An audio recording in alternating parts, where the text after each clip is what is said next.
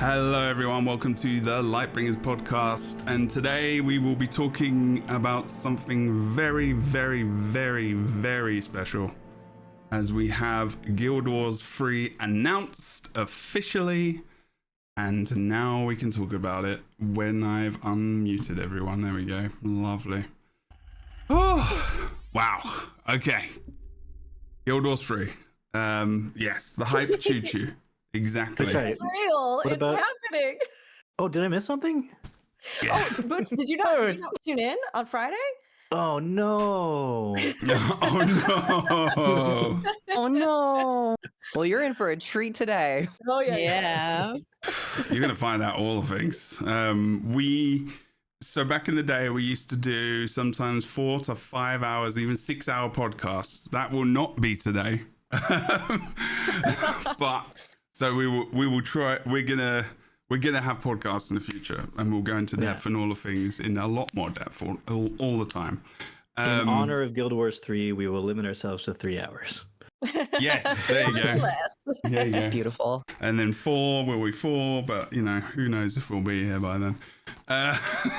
You We're never gonna be like know. 80 years old at that point, and honestly, I love this for us. That'll be great. I'll see you all in however many years. I'm great at math, so. It'll be in VR. Ooh. Actually, VR's you can coming play back. Guild Wars 2 in VR now. There's someone who made a mod for it. Yeah, you can do it. I That's cool. thought I'd try it, but can't do that. Anyway, Guild Wars 3 before 4. We'll start there.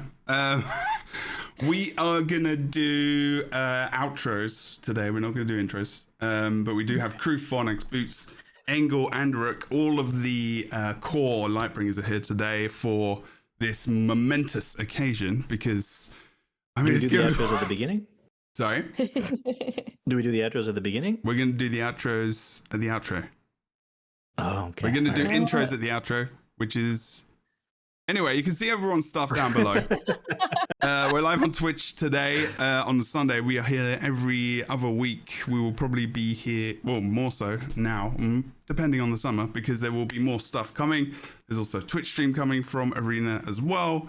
There's loads of news. There's loads of stuff to talk about. But first of all, we are going to start with the trailer to get us in the mood, as they say. And there will be music. We're not going to talk over it first because I do want to show everyone, because there may be people watching who haven't seen it. And then we'll chat about it and we'll talk about the things. Because, yeah, there is a lot of things to talk about. Okay, I'm going to play it now. So are we like allowed to make any sounds, or like Not now. just like? Play.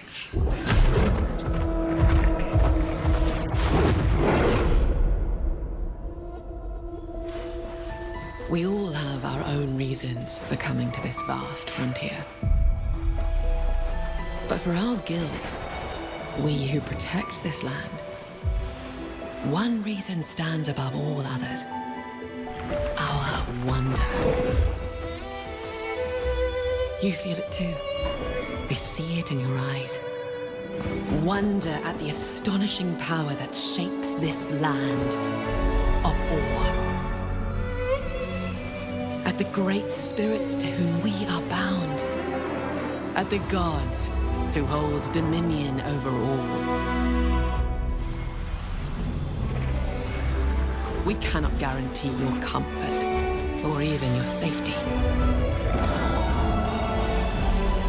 But if you yearn for horizons unexplored,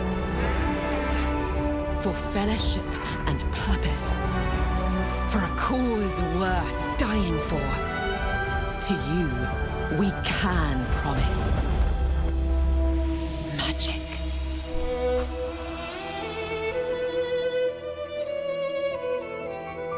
Okay.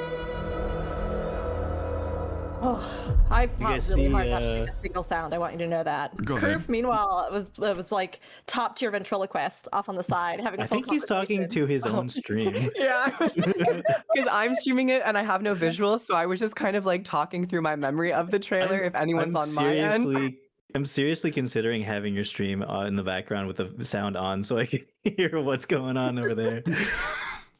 I kind of want Kroof's description version of the Guild Wars 3 trailer, like we enter or.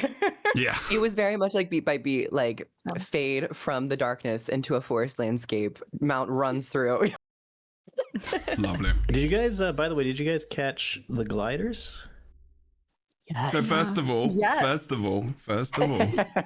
Jebro's Boots like, we're already structured. derails things in the Back first up, back 2 up. seconds, Is that derailing? I want to hear about your reactions first of all when you first saw the okay. trailer. Now we have seen. Now there is first reactions available from most people here, but and I've seen them, but not everyone has, and maybe I can find them. But what was it like just seeing this trailer? It was during Summer Games Fest, and it was like a really good time to show a trailer for a brand new game. Like it's one of the best places. My feelings aside for the man who runs it, but what were your reactions? How did you feel? What did you do? Like what? How did? Tell me. Someone, first person, So- anyone. I had the Twitch on my phone playing with my Bluetooth headphones in my ear, in one ear, Yeah. and the phone was far away because I was eating dinner with my family and I didn't want it to be semi-present. But then I heard Jeff say from a storied franchise, and I was like, wait a second, that sounds promising. And so I got up Like and cheesed walked out. over. You were like, bye, family. I was like, hold on, I have to go get a glass of water. Smooth. And I looked at it and I was like, this is it. And then I basically lost my appetite after that. I was just like, I'm just looking back, I can't. I was pretty excited. Cool. Okay. Someone else? Kroof? Okay, I was, yeah. Voluntold. You didn't look at the I- camera. Oh, couldn't. Because it does take me back to that exact moment, and I think everyone in the community was just waiting to see when something would pop up that reminded us of ArenaNet, at least, and especially when he said like a storied franchise, that level of excitement kind of bubbled up.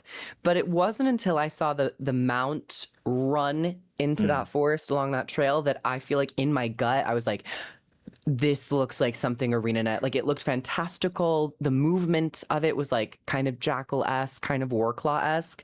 So it just took me a couple frames to be like, this is Guild Wars, because I already had to break that expectation of like, it's in a different engine that we knew about. So I was like, oh, this is probably it. And then the confirmation of the dialogue when the word guild popped up just full sent me. I was like, yeah, but it was emotional. I kind of like choked up and tears kind of welled into my eyes a little bit. It was Nice. like the first time I felt that for a video game, and it was very, very Aw. special. That's so lovely. That's Hey. awesome. Good. Fornax, how did you feel watching the trailer? I was just blown away by it. I was watching and waiting, and when we got the when the kind of like the landscape rolled in, I thought, gosh, this kind of has a familiar vibe to it, even though it looks quite different. And then as soon as the mount, I'm like, holy, and I swore a lot. And I don't know what I was expecting. We were all been waiting for this, right? But I was not expecting that. I was not expecting it to look like that. And it was just, and the beautiful kind of like tapestry thing, and and the strange like magical axolotl, and I'm like, what is happening? I recorded like 20 minutes of like reaction, and it's just in the editor, it's just incoherent nonsense. I can't put that out into the world. It just makes no sense. It's just me saying fuck a lot. So Awesome. and I'm like, oh my god, there's Abaton, and I'm like, it was so much. It was just so much happening. Yeah, crazy. Loved it. Astonished, blown away. Yeah. Nice. Engel.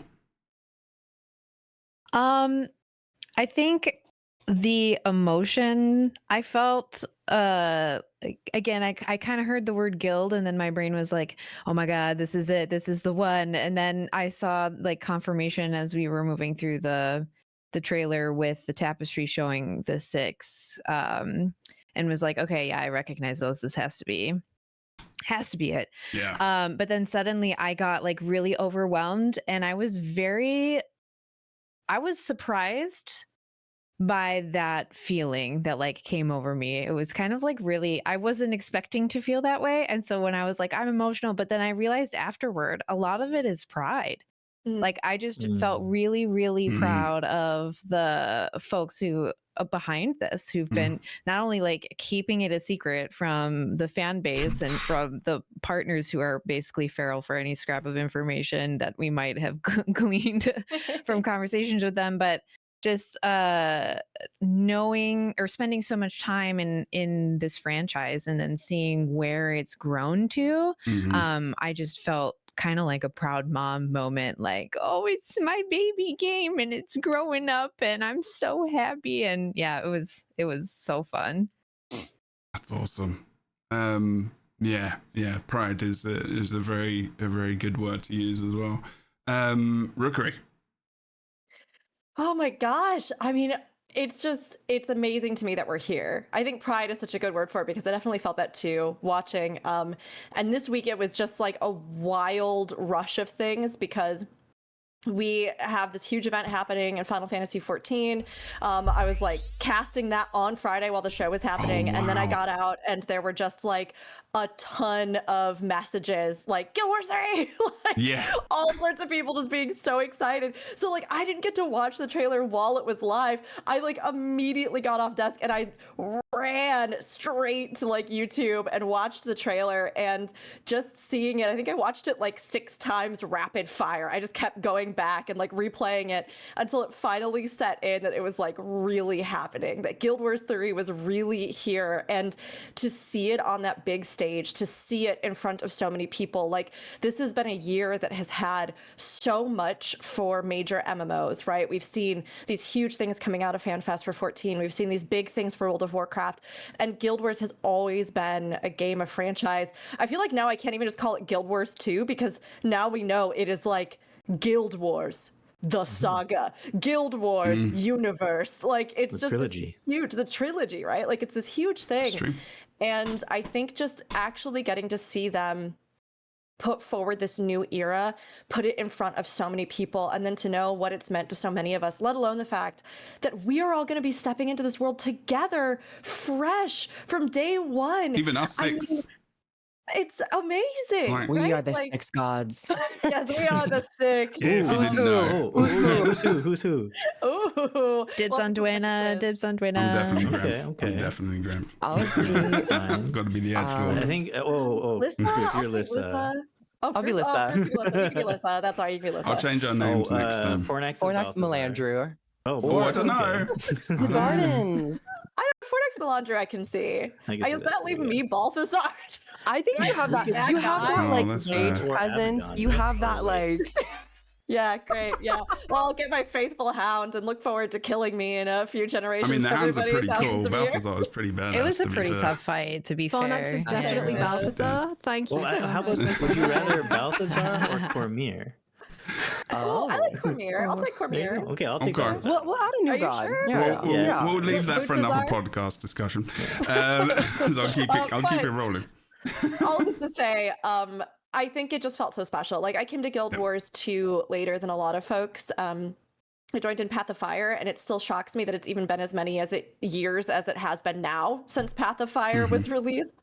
But the fact that we are going to see in this day and age, in a time when studios are bailing on MMOs left and right, when we are seeing all sorts of projects get shut down before they even see the light of day, that this game that has put players first for years and years and years, that has tried even with small teams, even without abusive cash shops, even without subscriptions, with all these things, they have continued to create a game that is welcoming and open and diverse and fun and interesting and not afraid to innovate.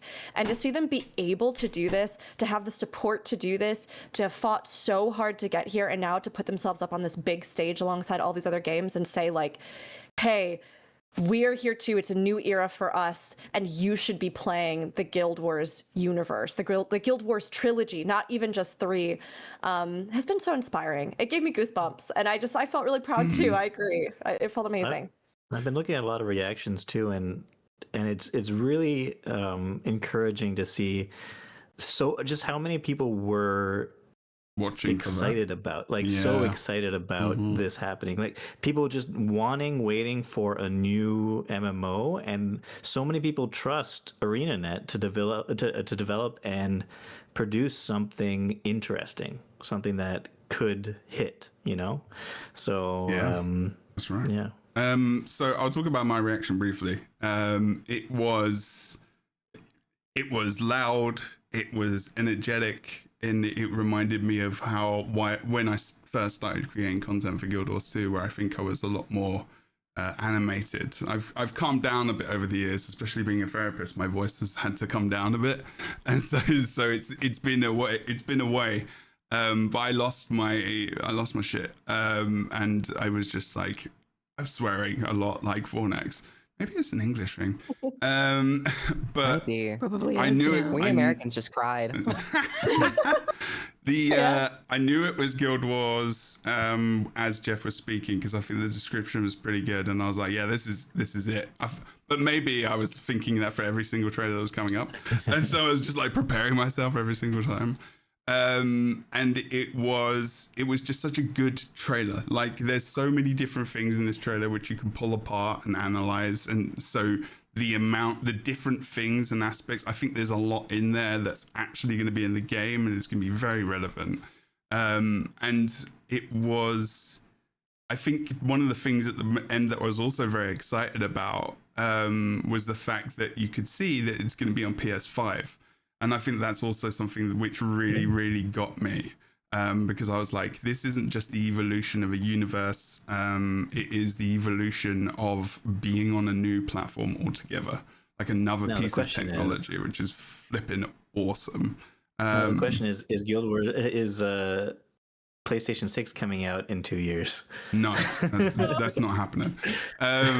So it was really special, and it was just like all of the memories came back of Guild Wars 2 and playing the beta. Like, if you played the beta for Guild Wars 2 and you were there during those times, it was such a hype period for the game. It was like, this is the next MMO that we're playing, and so many people played it at the beginning, and it was just wicked. But yeah, lots of pride. Pride is a good word, especially when you've been working with the devs, and we've been doing this podcast for a long time. And I thought about the podcast. I was like, damn, we're going to be doing the podcast going into a brand new game. And I was like, what? Like, when we talk about Guild Wars 3, you're going to be on the Guild Wars 3 directory. Like, that kind of stuff popped into my head. And I was like, wow, You know what? probably should get new graphics by then. I was gonna say, new season, new graphics, new time to revamp. Yeah, it's gonna be wild. We can get art with our Guild Wars 3 character. That's In a fair. raw. Could you imagine all of us like in? Oh, That's fair. yes. Okay, we're gonna jump straight into it with some initial thoughts of the trailer. It's gonna be there's so many things, but maybe we can go through it in order from the beginning, even as well. With just kind of the initial running into the forest, there's something here that I did want to talk about, and the emphasis is really on a mount from the start. You don't really often see MMORPGs or MMOs like literally have the first thing you see of their announcement trailer is the player character, which is who this is, on a mount. We've already got a mount. And the fact that you are also running up a wall. And there's two similarities I wonder if other people noticed between the mount and the player character, which are The blue feet. The blue feet. Yeah. Indeed. Yeah. Blue feeties. So thoughts. I don't want to talk too much because I don't want to hold all the space. But yeah, thoughts about that kind of beginning of the trailer, I suppose. Also, there was the thread as well, which I have something to say, which is a very, very intended thing. And you may not know about this unless you're a clinician or in the mental health field, because a golden thread is about linking things together in therapy in the world of mental health, because you need a golden thread between clinicians, between all of the things that go on for a client in different areas and different in their life, between prescribers, between mental health clinicians, therapists, PT, etc., etc. So the golden thread is very important because it's about linking all the games together. It's so interesting because it's also a writing term, Jeb. Like golden thread has to do with, right? The same kind of concept where it's basically a unifying theme, an argument, emotional promise, or some kind of unifying thing that runs through all of a series, a set of novels, a book. Like, I forgot about so that. I think that's what it works with their colors, right? Yeah. Also, golden thread just looks really it just good looks on red. gorgeous on the red. Yeah.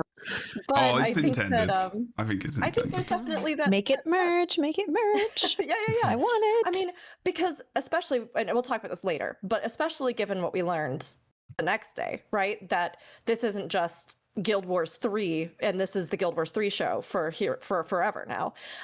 This is all the Guild Wars, right? Guild Wars, again, the universe, all of these timelines, all of these games are connected now and are going to be actively developed, which is amazing.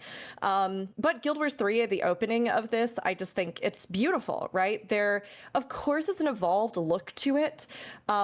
I am glad there is. I know it's so hard. It's really tough when you fall in love with like a style. I know folks from Guild Wars 1 to Guild Wars 2 felt that. I know now folks from Guild Wars 2 who are looking ahead to Guild Wars 3 who are kind of going, oh, I don't know, the Guild Wars 3 art style that we saw in this brief trailer just doesn't look like what I love about Guild Wars 2.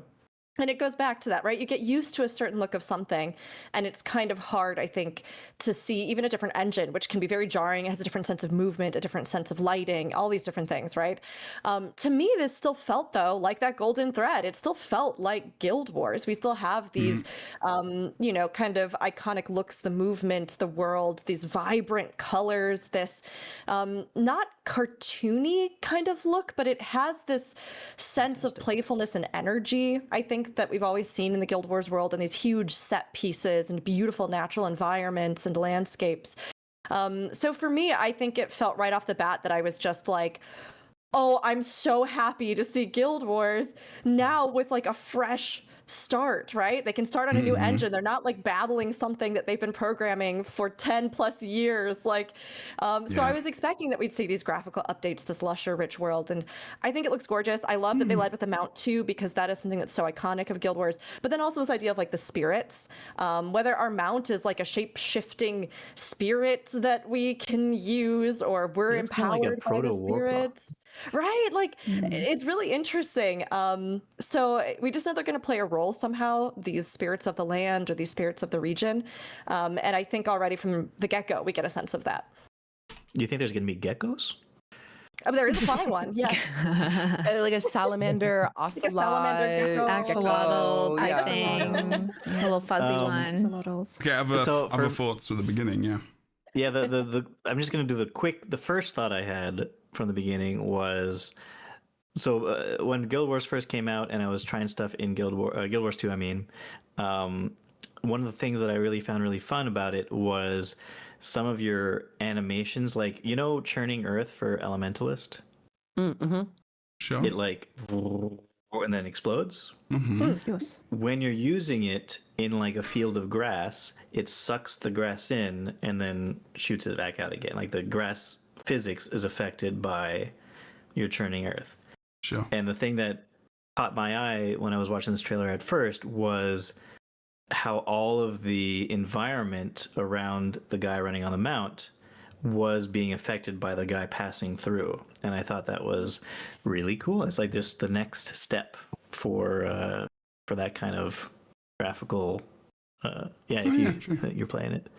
Ghost of Tsushima vibe, like a lot. Yeah, exactly. Yeah. So it for me, it just like makes me happy that they're still looking at all those little details when they're making these games, and yeah, I like it.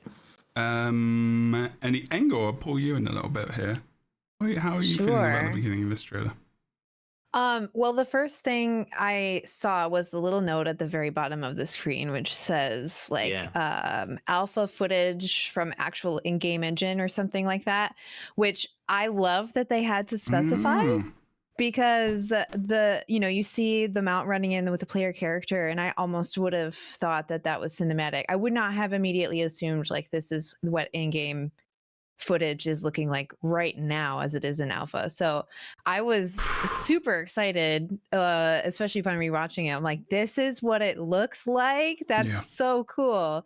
But similar to Rook saying, like, it still feels like Tyria. It's just like you're looking at it through somebody else's eyes. The colors are very similar.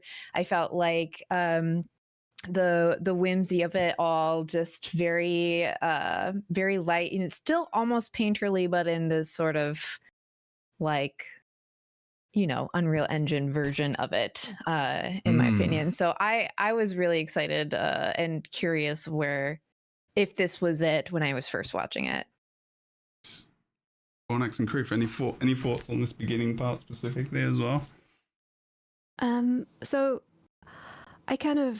I mean, the mount is just so reminiscent of a jackal, and it makes me think about the history of the jackal in the game and how old it was, because we kind of discovered the jackal through the Jinn, and that's another very ancient race. And also, I mean, you were talking about the thread. I thought it was indicative of the threads of fate, like the mythological, like Greek mythology, golden threads of fate being woven into the tapestry. Like when I saw the guy with the pointy hat, I'm thinking, is there a connection to Isgaren and the Wizard's Court? Because he is tangentially, he is there. He had to like give the gods admission to Tyria. He opened the gate for them. And that was kind of running through my head. And then when we see the axolotl, I'm thinking, is this an evolution, or is this the original form of like the spirits of the wild? Is this what they were in prehistory before the Dragon Rising, or after a specific Dragon Rising, right? And I'm thinking about like the guy on the jackal or the hybrid warclaw, he looks a bit like a short king. His little leggies. I'm like, is that actually? Are we not seeing a human? Are we seeing a dwarf? Is this actually a dwarf person? Oh yeah, no. It's a human, but I get what you say now. Like what you're saying from the side. He looks like a short king. Anyway, I think it's because his legs are like really high up. A short king. Hey, if we want to call this a dwarf and like put that into the world, then I am more than happy to do that. I mean, you have my permission to live in delusion, Jebro. It's fine. Honestly, like if you could be a dwarf playable character, I don't even. You'd give them your first child. No words. I mean, Well, my first shutting child down is my just cat, thinking about it. What's the timeline for our deep lore players? The dwarves are amazing. When we saw like the massive stonification, the petrification of the dwarves. It's before that. It's before, right? Yeah. It is. But I mean, it's still like really old times. Maybe there's some dwarves somewhere else that are fine. Well, I think this was so long ago that it's before the dwarves shrunk into dwarf size. Oh, you think they were like really big at one point? Oh, yeah, exactly. Gigantic. Norns devolved into humans. Humans devolved into Norns. They just got shrunken and shrunken. I mean, dwarves are technically elves, so there is that, depending on where you come from. Is that not a different franchise? It's a different franchise. Yeah. Okay, I was just joking. So the fact that they could be something else originally is more so what I meant. No. It's because of the Norn thing. Word. Yeah, I don't like elves, so it's fine. How chunky are the Kurden? How thick boys? Oh my god, they're so cute. Oh my, I was really like stoked. It just looks beautiful. I want to play it tomorrow. Come on, when you're talking about the tapestry, though, you made me think. I think the tapestry was used. My understanding, at least, was to evoke the idea of. So tapestries are made usually to depict like historical events, this is what and also things of great majesty or whatever. Things like, kings doing great things, blah blah blah. So I think it's meant to evoke that your characters are doing great things in the past, which is what this game I think is all about. Absolutely.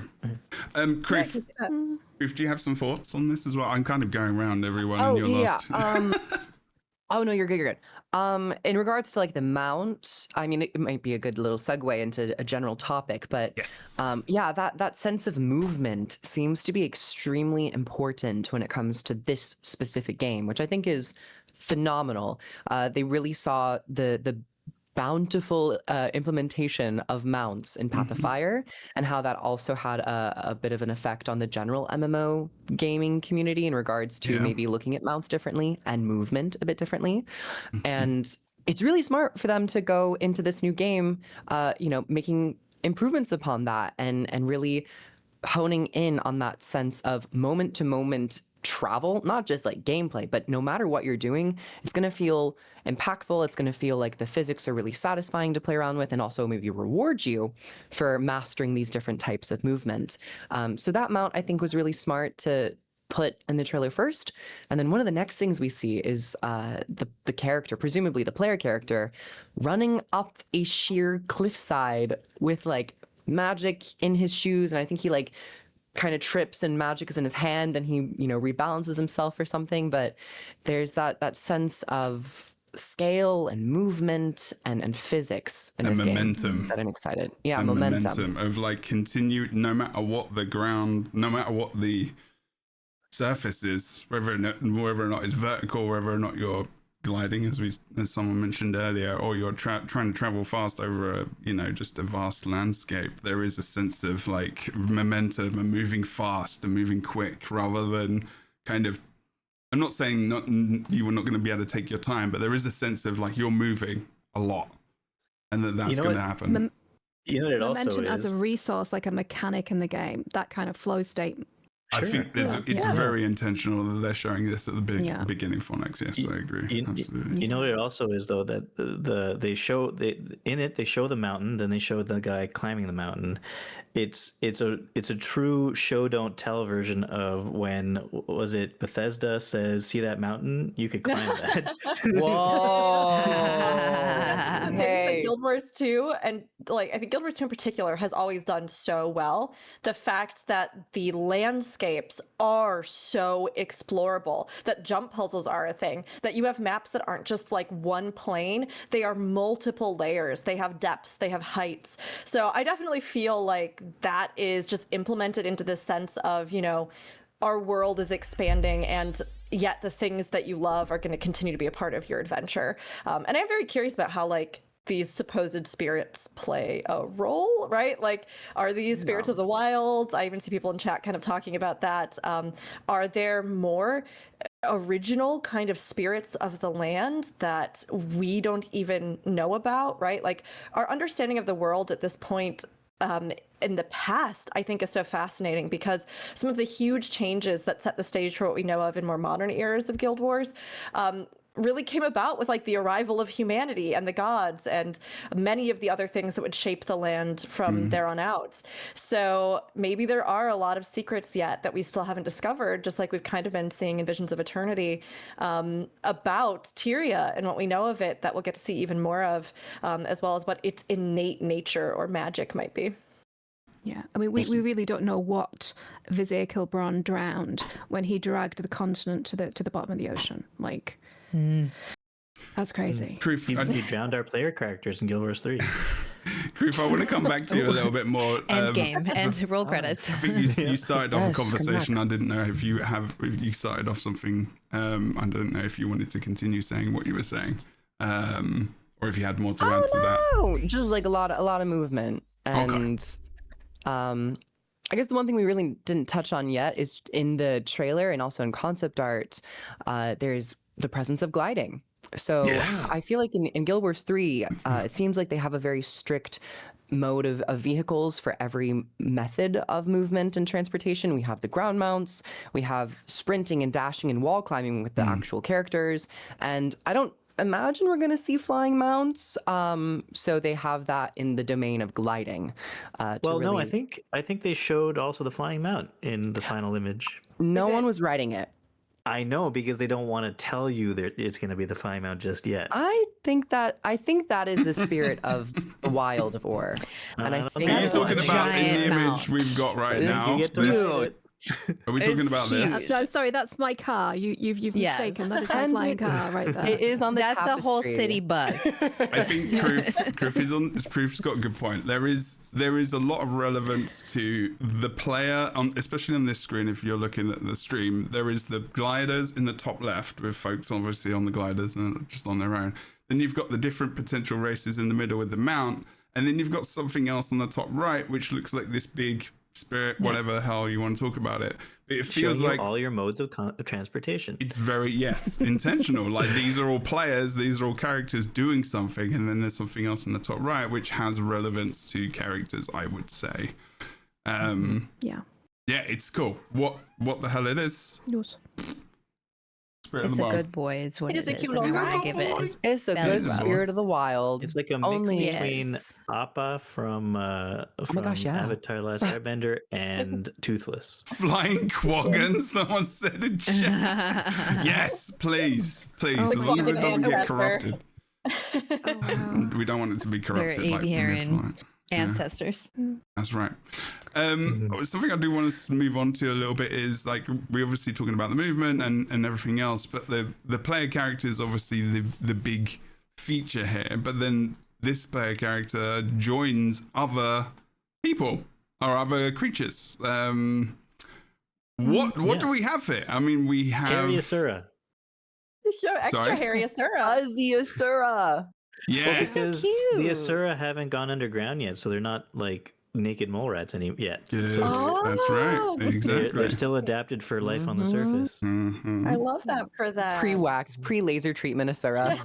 Yeah, if you think I about love like that. moles, Gosh. like mammals that go out that are underground, they're very short. Like they don't really That's have true. long hair.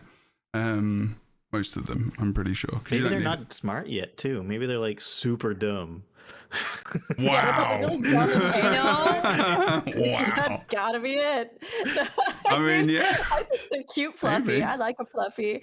I mean, it seems like really, I'm a little surprised, but also not surprised because I feel like, of course, they want to have more dramatic reveals in like the year that we have or more before we get into beta, right?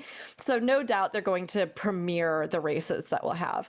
But here we see, Harry Taste Asura, of, yeah. humans, and Coden, which the Coden aspect I honestly was surprised by, but also very excited by, given the fact that Coden, I mean, Janther Wilds was like a whole expansion just really devoted to giving us more insights into like the range of Coden as a people and some of their beliefs. And they have deep ties to these ideas of spirits of the wild. We've seen that even, of course, as well with like the range of different Coden that we've had represented from our polar bear, to our more forest regions. So I'm excited and interested what role they might play themselves or what else we might see from the races. Are there any others we've all really been wanting? Yes. So we see two human there. Yes. And is there a reason we Two see two human- human? Because one's the guy, one's the girl. So is it? I mean, obviously you're trying to show that you could be different types of human, but the girl looks like she might be Canthan. Is it possible that you have like different nationalities as you? I'm gonna as say, part of your... did you look at the doc? Because I'm wondering if you looked at the doc and you're just bringing it in. And I'm like, did Boots read I did it? not look at the doc. Should I? What is that? in No, the no, no, doc? no, no, no. Serendipity. I was impressed. I was going to be impressed. I literally put Camphans Well, and Elonians. So I there's was a like, reason wow, for did that. Boots do that? There's a reason that at Didn't least check out. Canthans would show up because, as far as we know, if I'm remembering correctly, some of the very first places that the humans and gods touched down was in Cantha. Like part of those Right. really, really old ruins that we have, the like very gothic kind of architectures, are from some of the absolute earliest human populations on the planet. So it would make sense that, especially given the fact that the ocean has not been cut off by Zaitan and the sinking of ore yet, that there would be more of a connection between the Well, human races. This Yeah, is so, but I guess my question is, when you create a character, will you choose human Canthan or human Elonian, or is it just human? I mean, you'd probably be able to do like depending, right? I mean, maybe Because there's special skills for you each. might have different starter cities or something, or Right. like starter bases, or I definitely think that they're going to lean into that openness of the human kingdoms, in the regions of Or, of Cantha, and also of Alona. I also think it's a great opportunity in modern gaming to have a very diverse, rich character customization.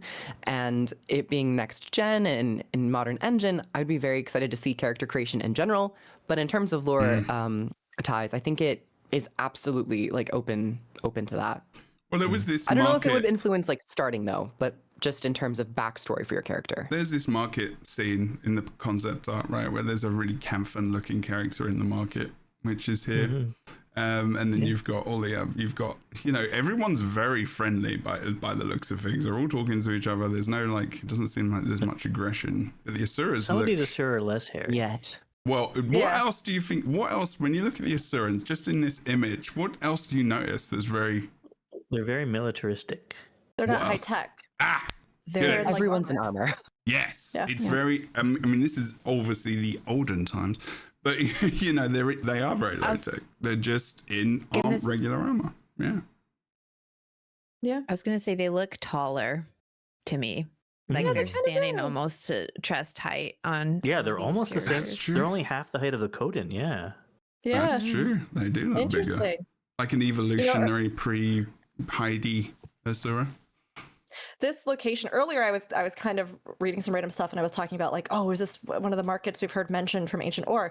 But looking at the architecture, it does look like we're more in the northern Khotan region, right? Like we have this sort of Tibetan influence in the architecture. So I wonder too, just where all they'll take us in Guild Wars 3. Well, there's a how mixture many of of these Khotan. regions were settled, right? There's I a have a mixture of feeling- Khotan as well, like the woodland Khotan, and then you've got the more polar... I don't know what they're called at the back, like kind of manning the stall. So that would make sense, what you're saying.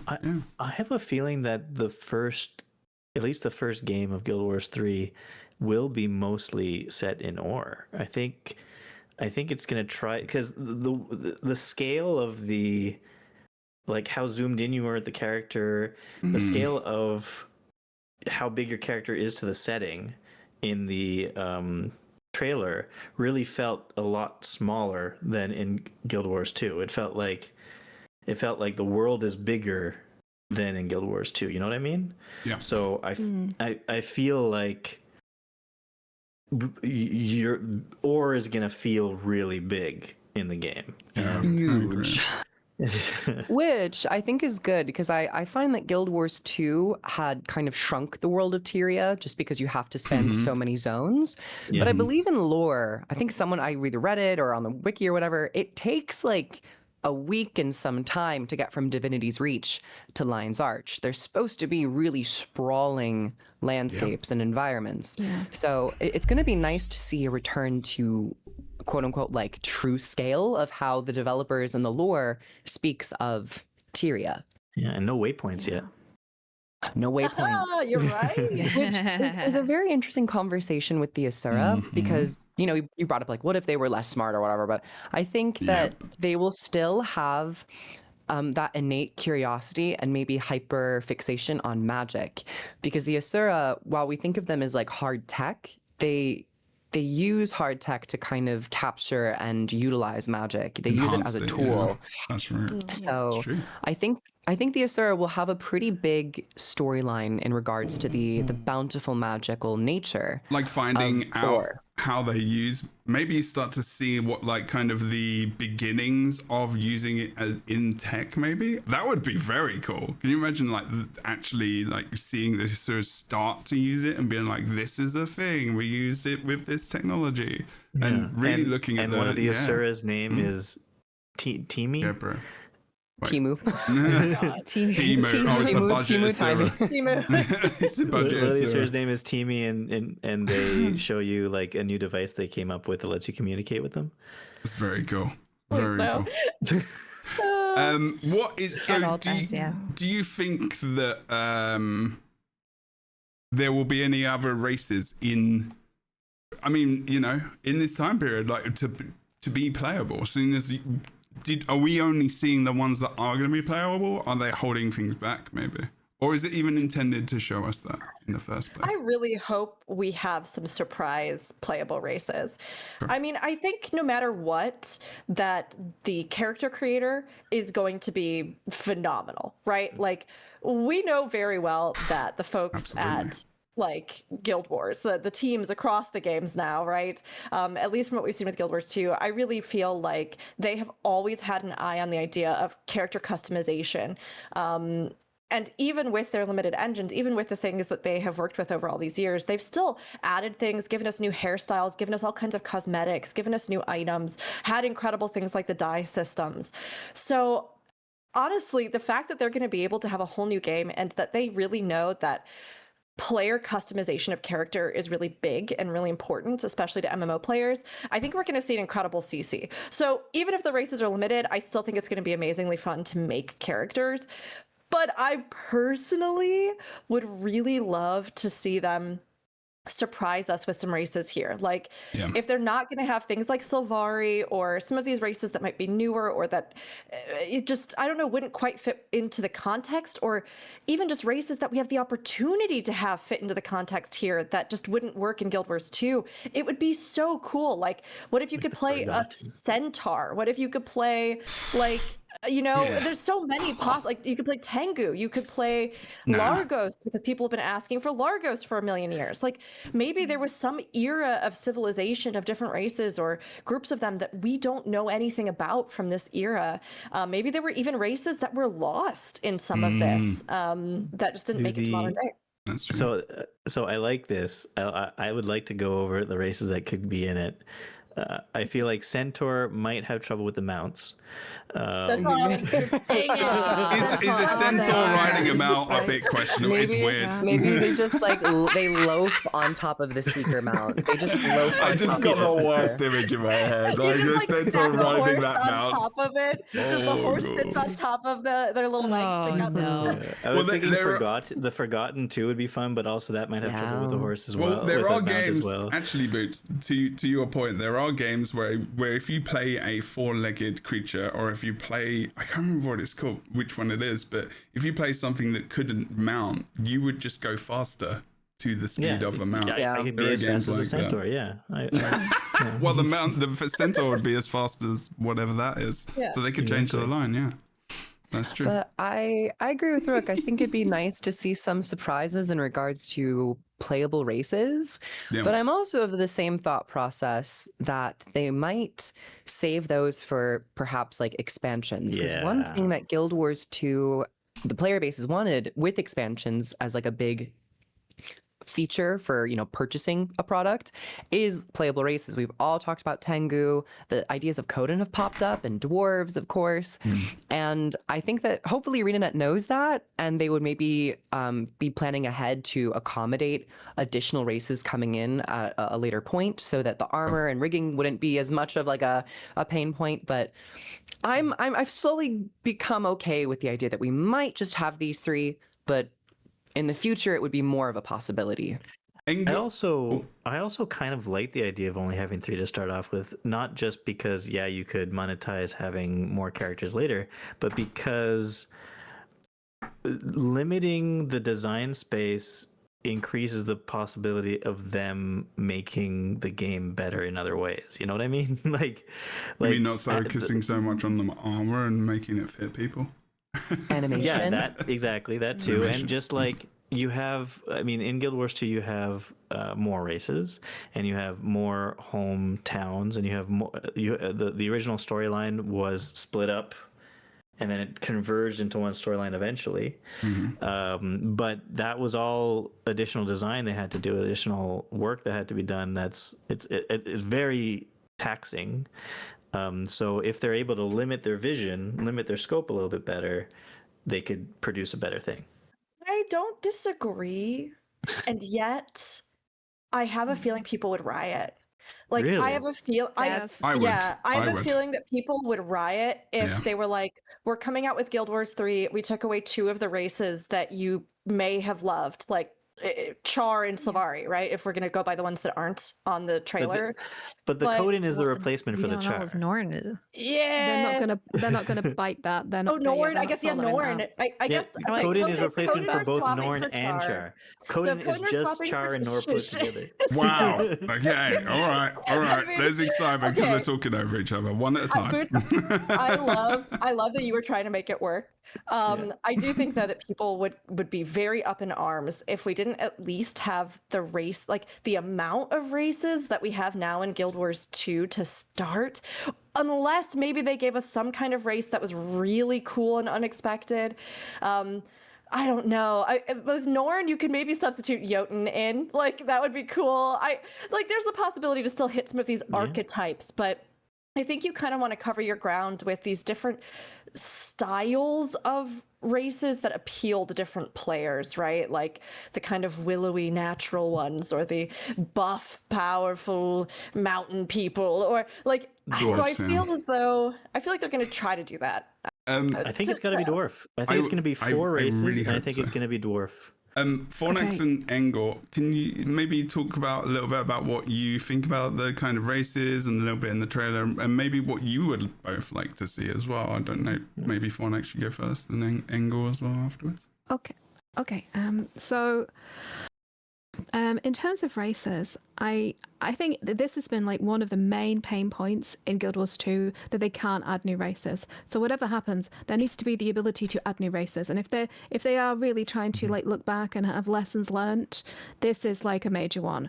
Don't set up the game so you can't have new races. They left money on the table for every single expansion, right? Yeah. And I think that there are mechanisms by which they could bring in races from the future. We were talking about it in the pre-show about like there is going to be a new Orion map in Guild Wars, maybe, and it's connected to the new Guild Wars 3. So in Guild Wars 2, new Orion map connected to Guild Wars 3.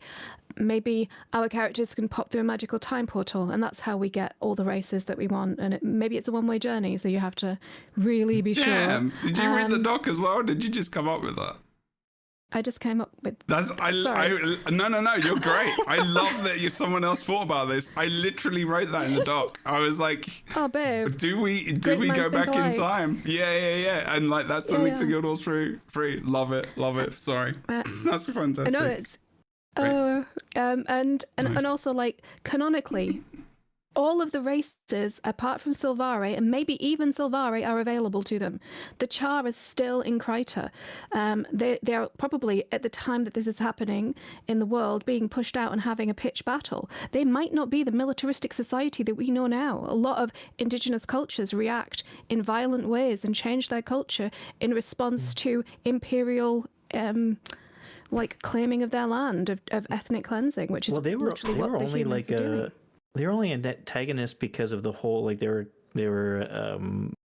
the Titans. Basically, they became they started worshiping the Titans because as a false god and so on and so forth. And desperation. So like this is before all that. So okay. So they were pushed off their land, so that's going to have a cultural effect, right? Yeah. And then Abaddon is tied to the Titans. He used them as a tool of manipulation in order to bring down humanity, who royally shafted him.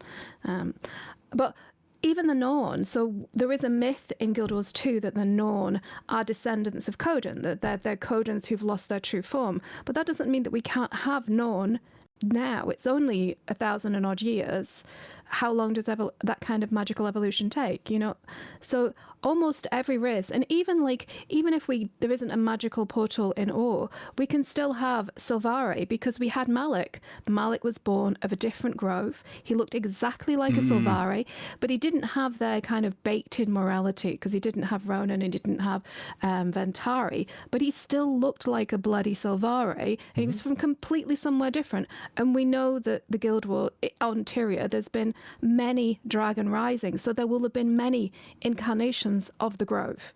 So every and any race is on the table. I'm guessing though, for at least the Sylvari, they probably wouldn't have been that widespread. Like we might see Sylvari, but I don't think they would have been that widespread. Otherwise, they would have been mentioned in history probably at some point. True. Yeah.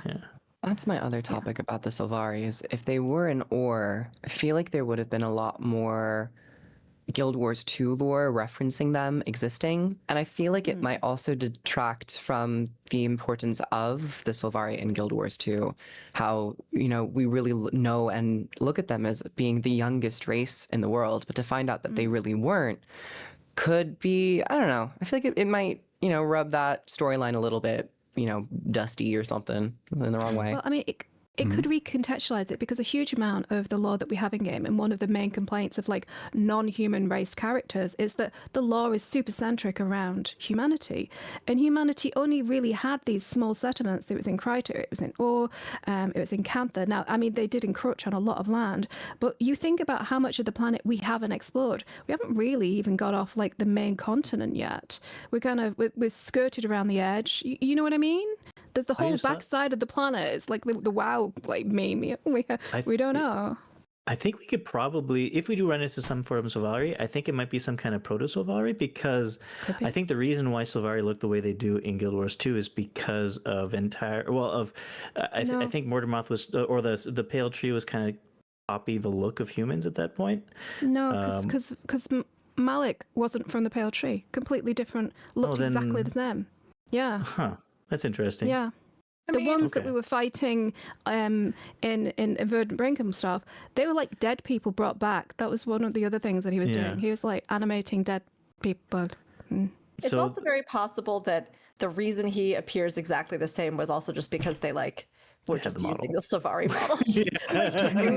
It's possible. I think that there is room that they could wiggle the lore on what they wanted with that. Because I was thinking, since humans were kind of not that new at that point 1,000 years ago, but they were only there for 600 years 1,000 years ago. So maybe if there are some form of Sylvari, they imitate other races rather than humans. So it might be like a Coden Sylvari, or yeah. Can I do want to come to Engel with some thoughts on this, pull you back in a bit more. I've been holding my breath, you guys. So I, first of all, am very ready and prepared to make every character as a Coden, because I am a Norn main in Guild Wars 2, and I'm also kind of hoping for like a reverse situation where the Coden can like turn into human, like Norn characters when they're feeling like certain ways about things in battle. I don't know.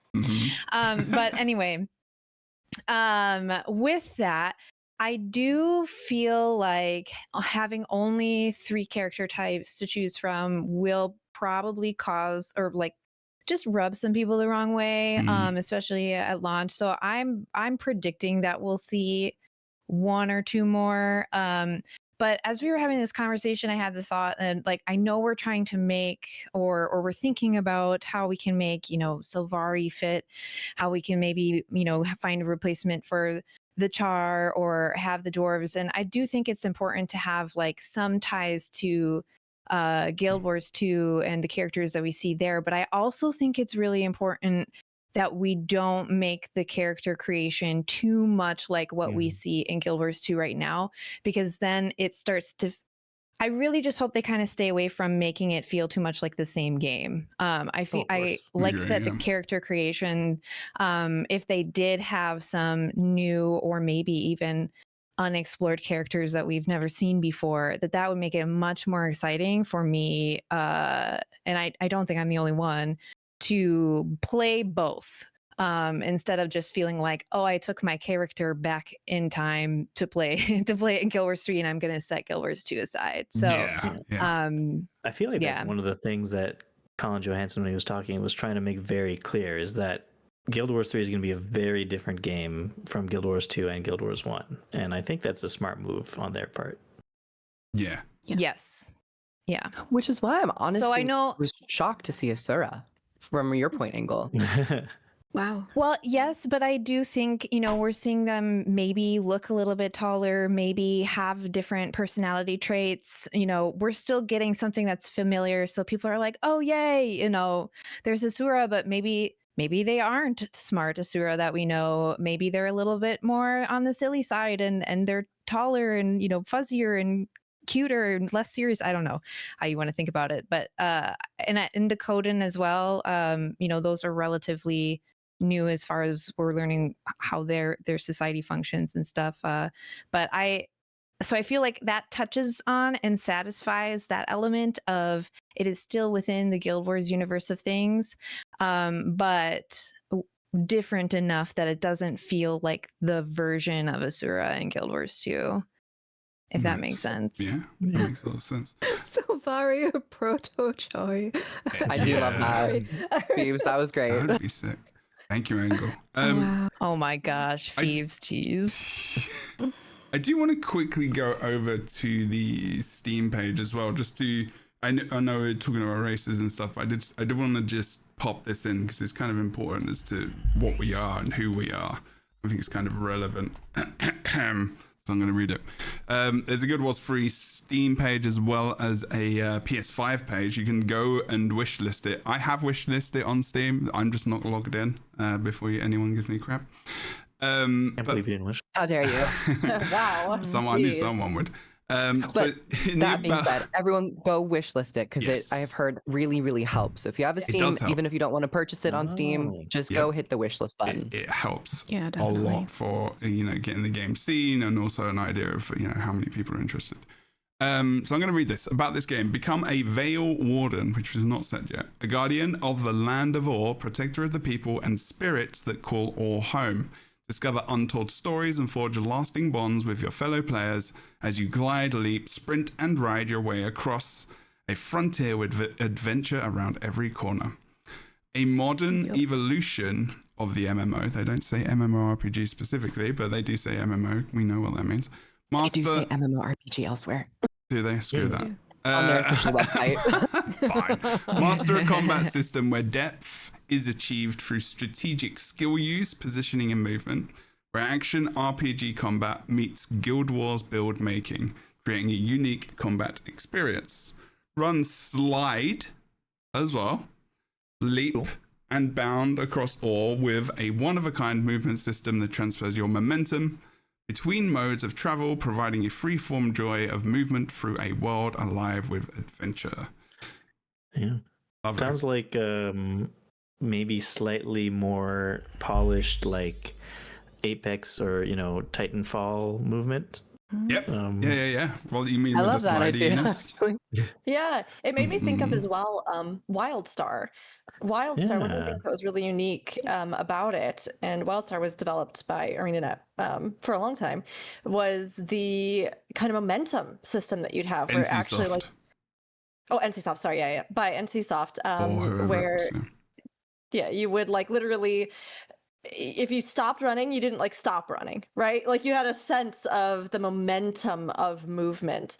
And interesting that this conversation about between modes of travel, it does make me wonder if our mounts are an extension of us, like a spirit within that. us or something that manifests that then we can immediately just I don't know, roll them back up inside and then do some sick parkour and then just Like a Pokeball. spool them back up in there. But it I like that. definitely it gives that kind of feeling like WildStar, just like the ones you were mentioning too. Warframe came to mind too for me.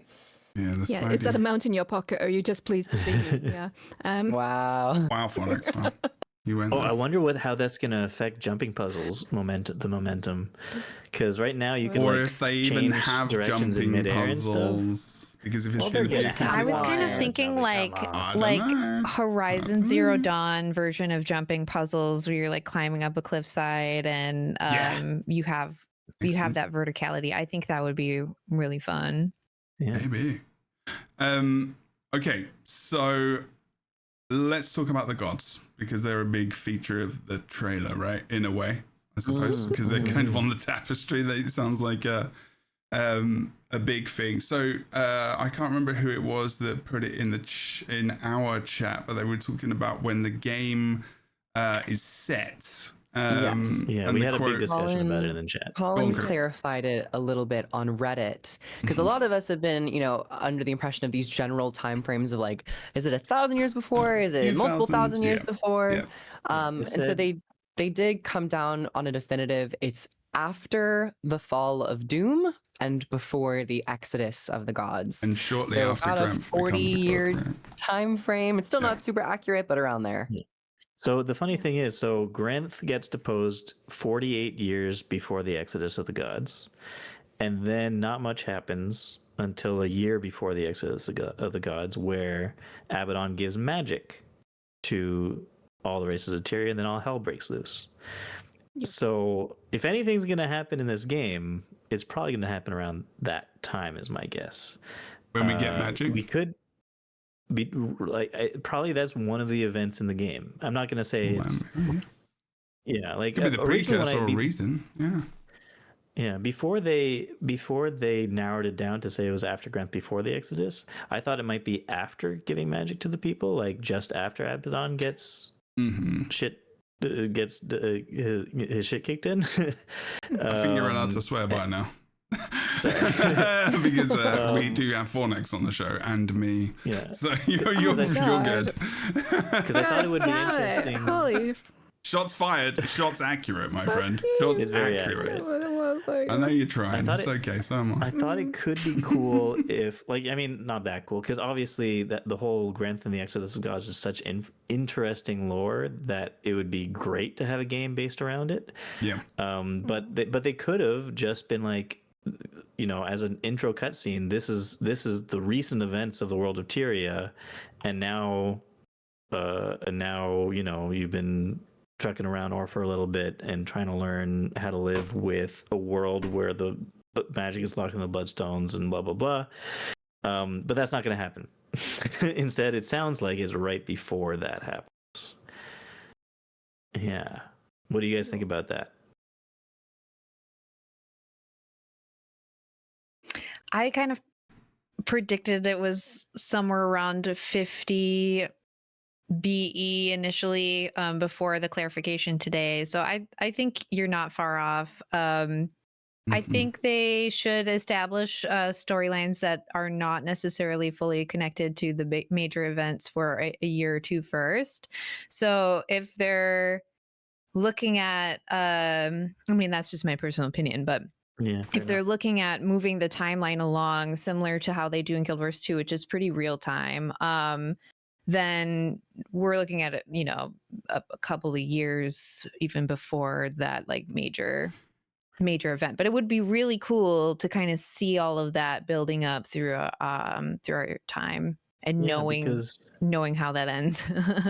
Because they could like have a whole thing about the intentions of Abaddon, right? Like it just says Abaddon gave magic to the races of Tyria. It doesn't talk too much about why he did it, how he did it, etc., etc. So that could all be revealed nicely in the game. I do want to, because we've got many different people watching, right? So we may have new people, we're talking about we're talking about the gods. I do want to give a little bit of a setup for people as well in terms of like history and what Or is, the city, sure.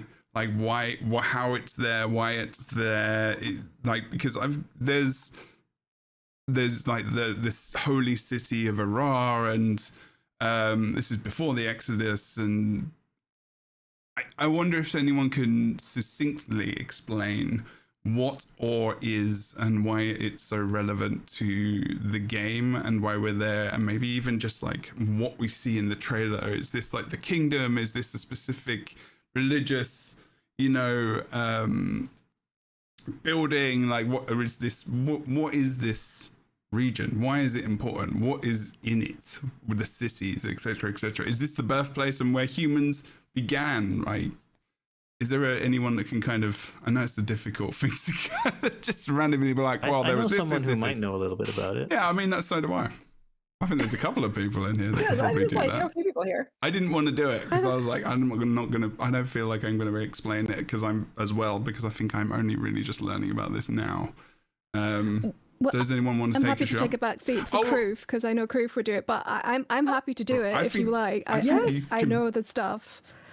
Go for it. You are the lore. You are the librarian. Go for it. Have the floor. Please do.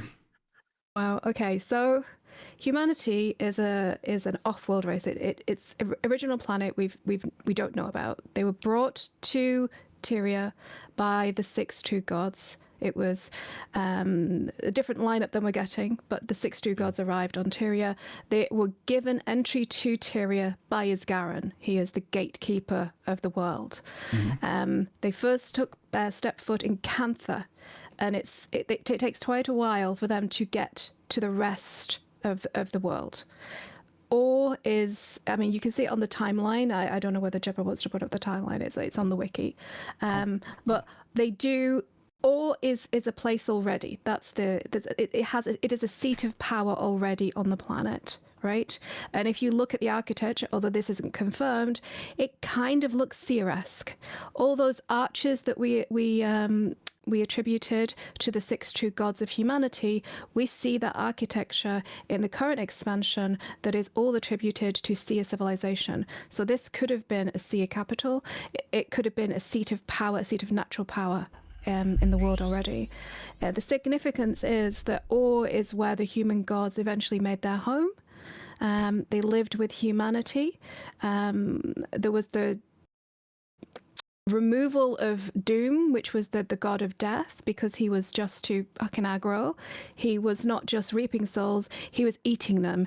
And so the other gods decided to do away with him, and Dwayna elevated her half deified her demigod son to that position, and there's a raid in Guild Wars 2 all about that, and you can have a good old whack in that. And when the main lore that we know about of Ura is from Guild Wars 2, because this place was I guess the main lore we know about is from the original campaign, where it was sunken to the bottom of the ocean. But we don't even get to experience that in the original campaigns. That's part of the history of it all, right?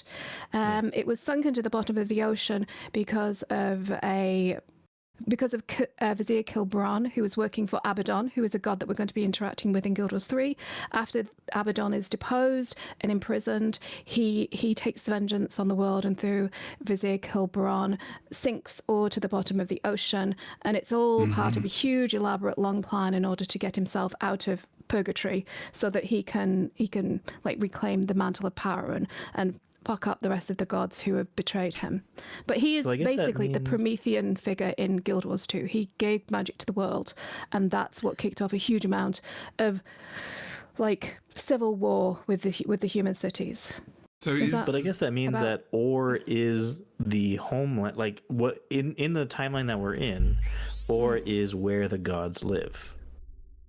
Yeah. In the city with of Ra. humanity. In a row. Yeah. Is the city of Ra the thing we see in the trailer? Probably. Yeah. Probably. In the tapestry. There was something in that tapestry, right? Is it labeled? I think it's labeled.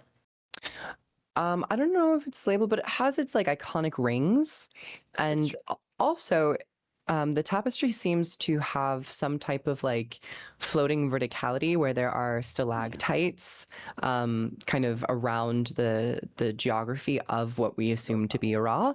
And another major element to know about Ra, or in general, which is why it's so much of it an interesting island or continent, is its immense amount of natural magic. The Artesian waters are a place where the gods, the lore is a little conflicting, where it's like maybe Dwayna came to the Artesian waters first and then went to Cantha and then had humans settle there, and then later on it's said that humans come from mysterious lands on boats and then settle in Ur, they settle in Alona, and then the story progresses from there. But Ur is an immense hub of magic, which might be why the gods decide to settle in this place. Yeah. Is there And we still don't know. else Fornax you wanted to add to what you were saying, or that it feels important? I forgot about if you play through the personal story, which is basically the first campaign of Guild Wars 2, that the font of all, that the heart of all, is like that lifeblood of the continent, and that is one of the ways that in the story that you restore ore from the corruption of Zaitan the Elder Dragon, who kind of basically corrupted the entire continent and raised it back up from the ocean, from where it had been kind of sunken by Vizier Kilbran. And reading, what were the scrolls called? Actually, Oh my reading about goodness. My brain. I haven't gone back over this lore in a very long time. Yeah, there's like a series of lore documents on it, basically. Yeah. Yeah. But it's a really fascinating time to go back to, because we're going to see the Promethean moment when the gods bring fire to humanity. We're going to have, and all the terrible consequences that happen. I mean, if you think about, like, here's how I think about the world. Like, in the 1700s, they created the printing press, and that had a massive revolution across Europe. And you saw the rise of Protestantism, and you saw the downfall of the power of the Roman Catholic Church and all its corruption. And now people here are in the middle of a new revelation of social media, which is destabilizing all of our civilization. And this is kind of a commensurate moment for Guild Wars 3. This is the moment when everything is going to change, which is why I think we're going to have, like, the vanilla expansion will be quite beautiful and stable as we get to know the world. And there's going to be conflicts and things to overcome and exploration. But then we get the Promethean moment maybe in the next expansion, and then everything changes and new magic is in the world. I think it might be in the first game. I think it might be like a pre-searing, post-searing situation in the first game. I don't think they'll wait for another expansion to do the Promethean moment. I think that'll be like a major plot point. At least I feel like it should be. Like, I think they should give like a lot of time at the beginning of the game without that, and there should be some building towards it, obviously. But I feel like you need to have that in the game.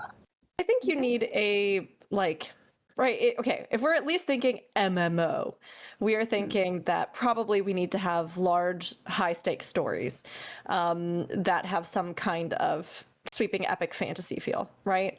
And especially given the context of the explosive events that we know are going to be around there. I don't disagree, but I also think, Angle, what you were saying earlier about giving the game almost some time to breathe on its own before launching it into these big historical events feels important as well, especially because they have mentioned in some of their follow-up interviews and things that they want this to be an onboarding point for folks, whether or not they've played any of their Guild Wars games.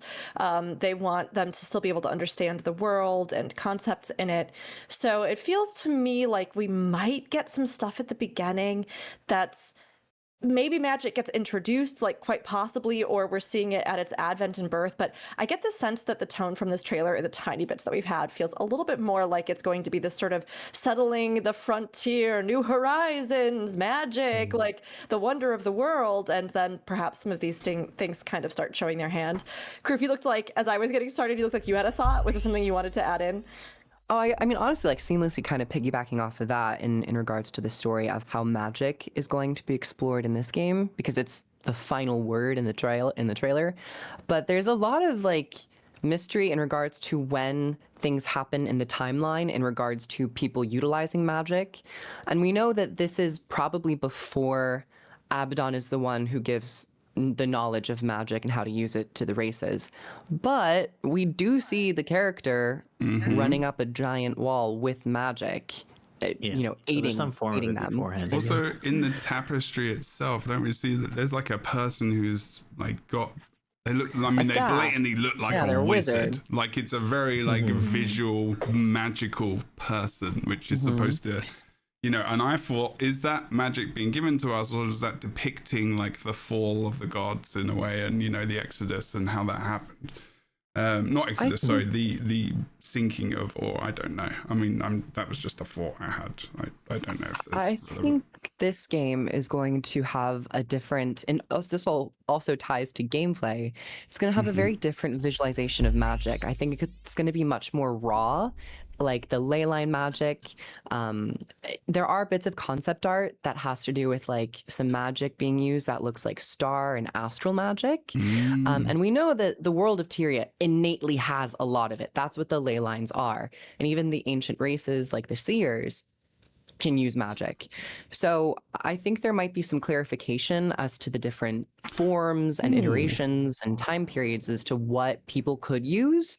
And then, in the future, we end up knowing that the gods give very specific knowledge about how to use maybe the different elemental magics and all that stuff. I think. Oh yeah. Sorry. Go ahead. Sorry, I was just going to say, they have explicitly on the Guild Wars 3 website said that the magic that the humans are wielding is from the spirits. So not only do they imbue us with the momentum magic, the ability to traverse very steep inclines, but also that whatever magic we're wielding, it's from them. So is that this is the question when again, like the lore of this and stuff, like as people probably want to know.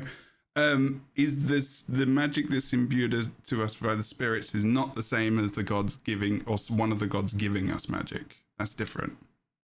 I believe so. Yes. Okay. Yeah. Cool. So yeah, I think stake a testicle on that. Yes. I mean, that makes it like, in terms of like, imagine like you're going through the game and you're leveling, how in Guild Wars 2 you leveled up your skills. Imagine you're going through the game and you find spirits and then you get these abilities as you go through the game. That would be sick. Skill collecting. Skill collecting. That's kind of, that would be sick. Bringing back skill collection from Guild Wars 1, which is basically you capture skills off of the things you defeat. And so that's going to be cool. The other thing is though, so yeah, that could all be tied to the spirits of the wild magic that they're talking about in the game. So I guess the question is, for me anyway, the question is, at what point does the big denouement happen? And you're right, actually, Fornax. Maybe the best place for it to happen is like the cliffhanger at the end of the game, and then the next expansion you get new powers. That'd be a really cool. I mean, if they don't have some of these like class systems that we know exist in Guild Wars for, spanning across Guild Wars 1 and Guild Wars 2, it'd be kind of cool to see like an expansion be like, and now we're introducing mesmers and necromancers and elementalists because the story allows it, and it'd be very interesting. But I also am kind of the belief that with what they've been saying in regards to onboarding and bringing in a new wave of people, I would imagine a lot of the story is not going to be too referential to things that we know about in Guild Wars 2 and Guild Wars 1, but really set up a story that, you can come in completely fresh and be like, oh, this all makes sense, and I feel captivated by it.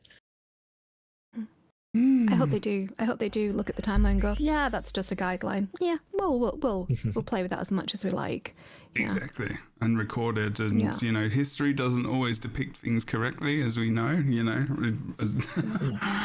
So there's definitely room for movement with the actual things that happened and the reported things of what happened. We're going to find out a lot. It didn't all happen in 1 year. 1 year is in God terms is 12 years. So there you go.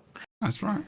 I mean, if you think about it, if they've just deposed Doom, then there might be still followers of Doom that we have to deal with in this expansion. Sure. There could be a whole guild of followers of Doom and that's the kind of introductory big bad that we have to deal with, because they might be trying to break him out, because they weren't able to kill Doom. They were only able to bind him. You can't really kill any of the six. You can only hobble them and imprison them. So that could be a massive storyline. So people get that lore, because a lot of people are really into the Doom lore, because it is very metal indeed. But yeah, no. Because what happened about Balthazar? Oh, his magic was eaten by Aurene, or Krokatoric, and then by Aurene. Yeah, his was a special case. He got popped. Yeah, that was kind of a special mega death. He was asking for it like a lot though, so a little bit. Okay, so is there anything relevant here as well as something else relevant with the gods, or anyone want to talk more about that? Is there anything else? I mean, I there's think we obviously could talk about it for a very long time, unfortunately. What is up with Lys's neck? I mean, just like what's going on with that lass's neck? Jesus, duality. She's got two heads. Yeah, God stuff, just God stuff. Just I would like gods, to huh? see. That's another thing. Like they are written as being like these blinding white entities, and no one knows what they look like. But a part of me would be kind of sad if we never saw in-game representations of like Oh, I the think we actual will. models. So I hope we get to see them Well, in their glory. Isn't it? We're So I in- was listening to someone called Sugar Rush or video about it, and apparently we would go blind if we looked at the gods. Is that correct? Yeah. So of course. that, which is But not hence if you wear why they sunglasses, created, though. Maybe which is why we our- created statues of them so we could see them all the time rather than because we Yeah, but couldn't maybe look at like them. our special like spirit link will give us spirit glasses so we can Maybe. just Yeah. It's weird because Exactly. I guess we did fight Balthazar. I don't know how He that. was kind of powered down. He was My powered down. Okay. headcanon, my absolute insane headcanon is that this is still the period of Isgarin and Waiting Sorrow. And Waiting Sorrow used the Heart of the Obscure to de-obscure the visions of the gods. I mean- and that's like the origin of it. Because they still haven't explained the origin of the Heart of the Obscure. And the gods are obscure from vision and view. I mean, possibly. I would Or love maybe, that. or maybe That is whole my story- absolute left of field headcanon. I mean, Or maybe that whole story of Malchior was just so that people I didn't don't- look at the gods. Like, there's an Maybe. element of like it's so Maybe. old that some of these events are just mythology. It's like Exactly. taking Could elements be. of things, Yeah. but not accurate. Because we did don't- look at Cormyr in her realm. true. We That's did true, have but to. Did she allow us to Maybe. see her? Yes. We had to go through a rite first. oh, but maybe that's I it. think Sorry. Maybe that's what it. We didn't go Maybe that's how blind. you do it. Maybe you have to win the god's favor for them to allow you to see them. Mm. Or maybe there's some way True. that they manifest in like other realms that's different than the way that they can manifest like on Tyria. Mm. Maybe I mean it is interesting because I think it's a really good point that a lot of what we have is just like mythos, and Yeah. that gets completely blown up over time. So many Yeah. things can get changed or distorted. What it's actually like in those moments, or even if there's a purpose to it, right? Is there some reason the gods would try to obscure themselves? Is there some reason that they would try to even spread the belief that looking upon them would cause something like that? That's always a potential as well, that like this could be something that was just kind of spread around. It might and just then be. Okay, Oh, yeah. sorry. Go. I was Oh, just gonna say, no, it might it might just be like they're like the sun, and then if you look at them too long, you go blind. Because Malcor had to look at her because he was making a statue of Dwayna, right? So he had to look at her for a Also, very long didn't time he, to make like- a statue. That's why. Didn't they he went make blind. love? Yeah, and that's why he went blind. Well, because they say that's what they say. No, it was That just before or thinking after? about it way too much Ooh. before. That's why I went blind. Yeah, that's what your parents tell you, right?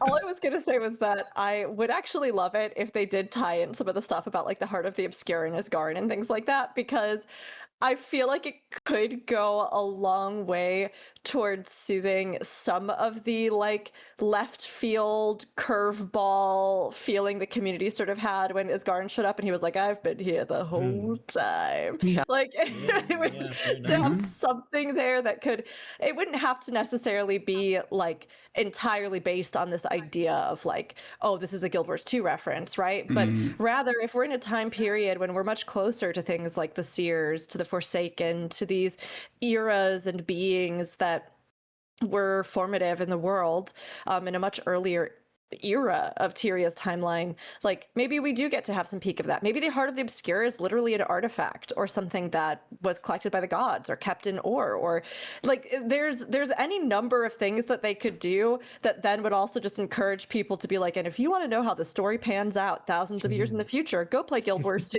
Like, Yeah. We also And- don't know if the spirits So- actually give the magic to everybody. It could not be ubiquitous. We might be special snowflakes, you know? That's true. Engel, you have got any thoughts about the gods? So because I've heard you Yeah. talking a little bit about Well, them. Yeah, I've talked a little, sure. didn't A wanna be lot over the last inaccurate. couple of days. Yeah. No, it's okay. I was just gonna bounce off of Kroof saying, or not Kroof, Rook saying that it would be nice to see them connected to these last 3 expansions.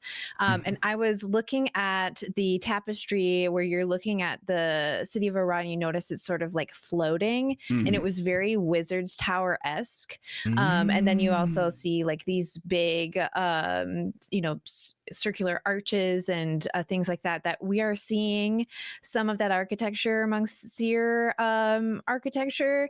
And so I was kind of going down a rabbit hole, like, and then with the announcement of this new Orion map coming, that's supposed to also give us some more like maybe Easter eggs or tidbits of information as we get ready to go into Guild Wars 3 beta. I'm like, that suddenly makes a lot more sense as to why we're getting these storylines, because each one so far has felt like there are open-ended questions for me at the end that they're not like tying up with a little bow. So I'm like, why? This has to be going somewhere. Maybe they're all connected somehow. Maybe it's a part of a larger story, or whatever. Amen. But like now I'm sort of like, maybe this is the story. Maybe Guild Wars 3 is the story, and they're kind of like leading us into, these are important, not necessarily important for brand new players in Guild Wars 3 or like vital, but things that we can take as Guild Wars 2 players into 3 and have a deeper understanding of what is going on. Because we are becoming Coden are becoming a playable race. We just got a whole expansion explaining their culture and where they've been, and talking about how they've been in ore and all this other kind of stuff. Like, that's really cool. We get the setup for Iskarin and knowing who he is and where he's gone and why he's done what he's done. And then just kind of making the connection between Ore and Seer is where I'm thinking this is going personally. But that is, I think you're right entirely. And I think this story is going to be a lot about how the human gods are a bunch of dicks. Yes. Amazing. Because they come to Tyria from somewhere else. They fuck up a bunch of shit, and then they leave. And that's what they do. Pretty much. And I don't like that. Yes, True. Ore is their home, and yes, they have beautiful architecture in Ore when we go see it. But I don't think they built that architecture. I think they just moved into a vacant house, and I think you're right. I think it used to be the Sears house. That's what I thought as well. Yeah, that's right. Yeah. Yep. Maybe we'll see Iskarin pop up again. Oh, and God. It would honestly be great, because it would be neat. The Seers have quite a godlike ego to them, where they find that they are the best, and to then have human gods suddenly pop up in the world. And, Isgarin was the protector of the realm, but the gods got through. Did he allow them through, or did they force their way through? So he would probably want to come and check it out at least. Is this? It doesn't matter if it... Sorry, go. Oh, I was just going to say, like, it might not be the main story, but I could see that being an expansion of some kind where it is extrapolated upon. Do you think and it sounds he's going to be less moody? Maybe he's like party Iskarin, and he's like a little bit more like more moody. Excited. Oh, God. He was just exiled. Oh, God. That's true. That's true. Yes, and he still ain't got over it. So you need some really therapy. Does seem like Abaddon, they're very haughty. The gods. Abaddon might be painted as actually like a tragic figure in this game. I would love that. A bit of redemption. Yeah. I think there would be a lot of interesting things to explore there. Sorry, Boots, was there? No, that's fine. No, I was just going to say, I have one thing that I have been thinking about as we talk about the timelines and the events that take part in these potential, this lifespan that we might see with Guild Wars 3, is just how fast they'll move through some of this. Like, will we make it all the way up through the Guild Wars? Would our character make it up to the point of like the fall of Ore? Where do these timelines start butting into events where you would assume that like we wouldn't have a lot of places to go beyond there, And it makes me curious if if and how they're going to kind of plot this out for the future of Guild Wars 3, especially as we know they're going to be continuing development on Guild Wars 2. So we should have a continuation of plot and story and momentum in that game as well in the farthest future timeline, right? So in this era of the past, do we leave with the human gods? Like, I just have so many questions about what they might do in this span. Like, maybe the amount of time just Guild like Wars really is drawn out extensively. But maybe not. I don't know. I think Jebro laughing at me because I think we could all agree that this trailer has a distinctive a distinctive lack of Guild Wars in space. Yeah, I'm sorry, dude. You've really, since episode 2, apparently we have been the Lightbringers ever, and really found it. I gave them gems for this because we talked about this last time. When was the first time space was talked about? And I think me and Boots were talking about it as a kind of like referencing it being in space rather than specifically space. But it was episode 2 of the entire like all of the podcasts. It was the first episode Boots was on. So Boots has literally been talking about it ever since he started coming on the show. And I'm like at the point where I'm like, I kind of wanted to be in space at some point because now I'm just so sold. I think I'm with Rook. Why do our characters have to stick around on Tyria after the Exodus of the Gods? Why don't we just follow the gods out into it could be a part of it. Figure out what's going on there. The Mistbound is out there, just saying. Mistbound. Yeah. There we go. Yeah. Okay. I think Mistbound might be more to do with Guild Wars 2 because I feel like that's the kind of Probably. this is like there's no inside baseball here, but this is just like I feel like we have Isgaren in our timeline. He is front and center, curmudgeoning his way across the expansions, and I feel like that's more of a conduit, and we seem to be getting more celestially, and we seem to be seeing the kind of fabric of Tyria kind of breaking down, and there's lots of thin spots, and the storyline seems to be pushing to like a multiverse of the mess type of like Stargate-ish kind of. Yeah, I love that show. Yeah, I was gutted. There was going to be an MMO, but they shit canned it. Well, also there was going to be another show as well, but Amazon canned it as well recently. Yeah. Oh, sadness. Yeah, anyway, sorry, go on, Boots. Sorry, I've always thought of the human gods as sort of, Magic the Gathering planeswalkers. And so Yeah, that's a good comparison, to be fair. Yeah, that's very true. I'm going to shift us off the gods unless anyone had anything to add, and shifting into more of a specifically about the game, and this is going to be highly speculative because words by Colin were the modern evolution of the MMO, and also we see maybe a party of people, of characters, but we do see other people gliding around in the distance in the area. And my question is, and this is probably a huge one, if this is the evolution of the MMO, and we know that as who was saying at the beginning, I think Rook was saying at the beginning, there is a real struggle to put out MMORPGs right now where it isn't cancelled before it's released. It isn't also people aren't investing in them anymore because it takes so long to make, and because it takes so much money and effort before it comes out, and then you don't even know if it's going to be successful or not. Even Amazon cancelled, pretty much cancelled New World, and they've got so much money. There's other reasons for that. And also because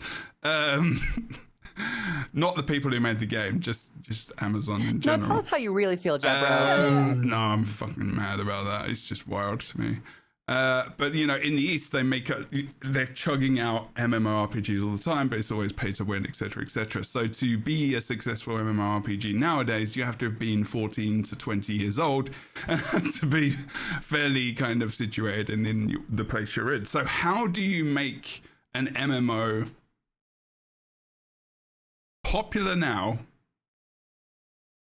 but you evolve it to a place where it's not what it was, because they can't spend as much, they haven't been spending as much time on this as they would have on Guild Wars 2, for example, 5 to 6 years, maybe longer, because we know that it's been at least a year and a half or so since they started work on this, and there's a beta at the end of 2027, so it's not 5 years. It's been the same amount of time.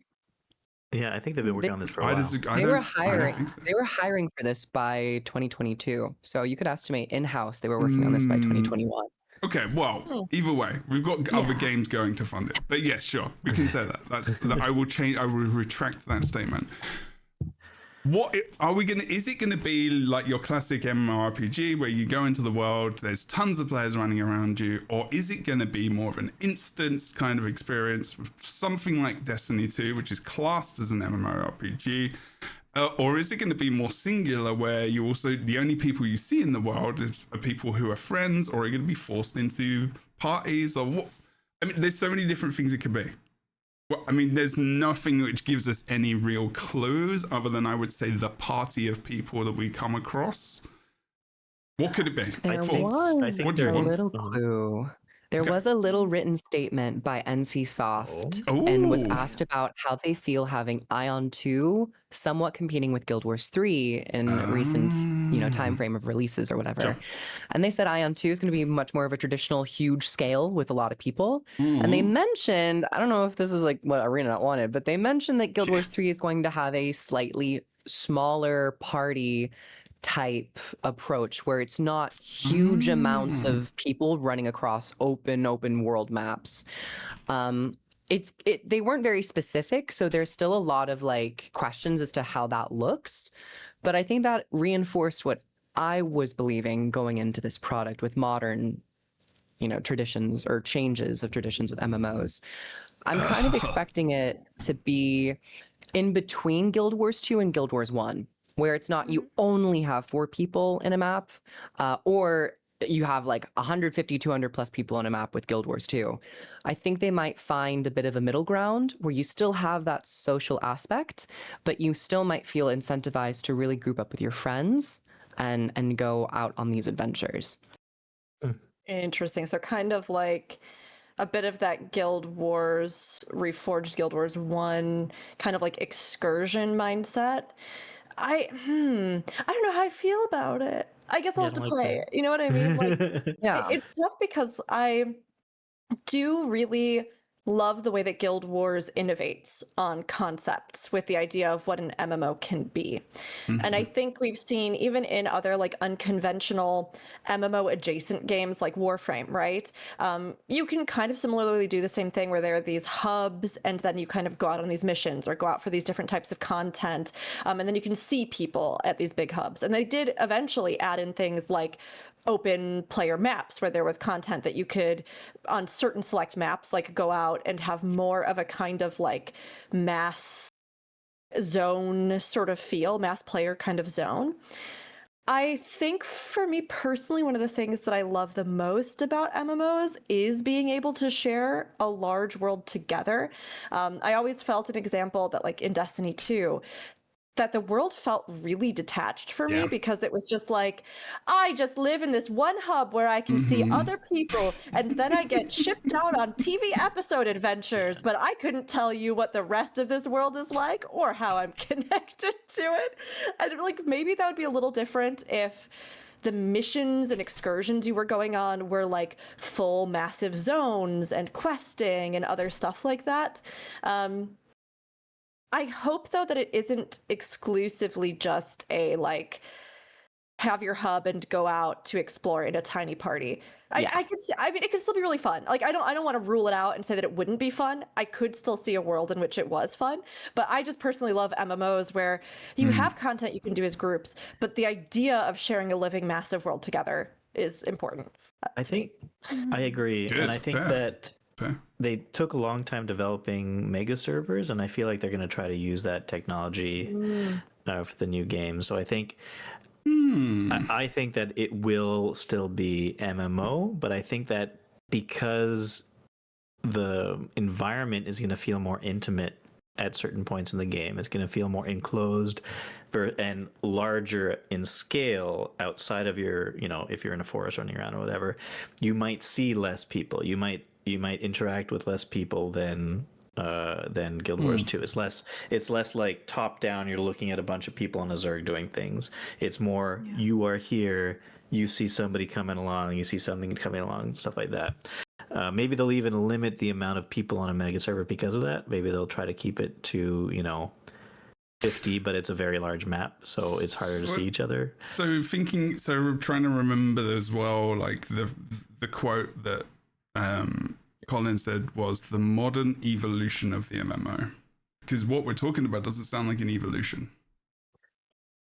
I think it is, in the way that gamers interact with games and how MMOs have had difficulty, sustaining themselves by depicting it as a huge world with players. Sure. I think we've become jaded, and that the magic of like the curtain kind of fell, and we got to see the behind the scenes of like, that doesn't always work like it used to in World of Warcraft or in Rift and Terra. And I think ArenaNet has found a lot of success with especially Guild Wars 1's small party team and Guild Wars 2's much I'm talking about our instance thoughts, not the situation. games they've already made, but the thoughts that we're having seem very similar to more of what this modern is evolution of an MMORPG. Modern evolution of the MMO doesn't need to be the modern evolution of the MMO in every single aspect. Why not? You don't have to when you're doing the modern evolution of the MMO, you don't have to say I'm going to redefine what the word MMO means as well. Like, it means massively multiplayer online, meaning that you're going to be interacting with other people. Is it though? Because it's not always. Okay. Not always what? Because there are survival games which are called MMOs by the developers, and you do not play with lots of people at the same time. They call them MMOs. Massively Like multiplayer online. Massively talks about multiplayer that. online could also just be an online. Like people call flipping Fortnite and stuff MMOs now. Like it's becoming a really broad term. Okay. So I really think like thinking about what we think of an MMORPG already, and then thinking about what Guild Wars 2 did with mounts, and how they completely effed over our expectations of what a mount would be. I guess what I'm trying to say is that I think that the way the game plays and the way, like the action combat that they're saying they're trying to implement, I think he tried to describe why they're saying it's an evolution of the MMO is because they're trying these new things with the way the combat's going to work, with the way the movement's going to be feeling like. Already been done. Maybe not in the way that is exactly the way they're talking has about it already been done? You haven't seen anything about the combat yet. I'm talking That's about true. other Yeah, MMORPGs. Do you evolve something though? No, I'm not saying this is necessarily what I think. My job as a host is to ask questions so that it gives you discussion. So I'm dropped. Devil's advocate. It's okay. Oh, Wow. Devil's advocate. Engel That's right. was so upset by what you just said. Right. I can't believe. They're just, I'm not going to change the cams or anything because She's in the. Oh, she is. AFK Okay, let me yeah. just bring them in. Yeah, there you quick. go. Oh shit, I lost what I was going to say. So yeah, there are already Devil's advocate. MMORPGs. Exactly, yes. There are already other MMORPGs that do not have tab tagging and do exactly what Colin was talking about. Okay? Yeah. So there is, Welcome back. that Welcome doesn't back, Diva. sound I like don't. an It just put me in evolution. AFK muted for no reason. I'm sorry. You need Someone to kicked talk me more. out. Someone was like, "You're being too radical." Bye. So that's the kind of thinking of that. So like in terms of could it be, and obviously like they went from Guild Wars to Guild Wars 2, like the massively where you go from a party to everyone or as many people as you can fit on a mega server. You know, and Well, it went massive from something that World wasn't War combat. really an MMO to a true MMO. Yeah. To the trueness of what we used to talk about, but now you know Right. people still talk about it because there's so many people playing online. You could call it an MMO. People would still call it an MMO. May I politely push back? Push back, please. Yes, please. Absolutely. Do it with the most Absolutely. fire and anger in your heart, though. I want it. I want discussion like this. It's good. I Throw a spent all my drink. passion for the year when I watched that trailer. I've got nothing left now.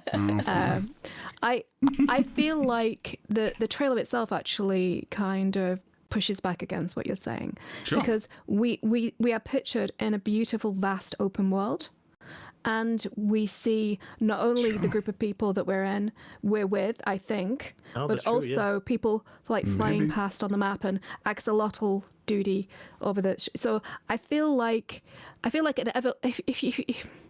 I don't think they have to reinvent the wheel. I think they have to look at what they've done before, because they're not in a race with anyone else, right?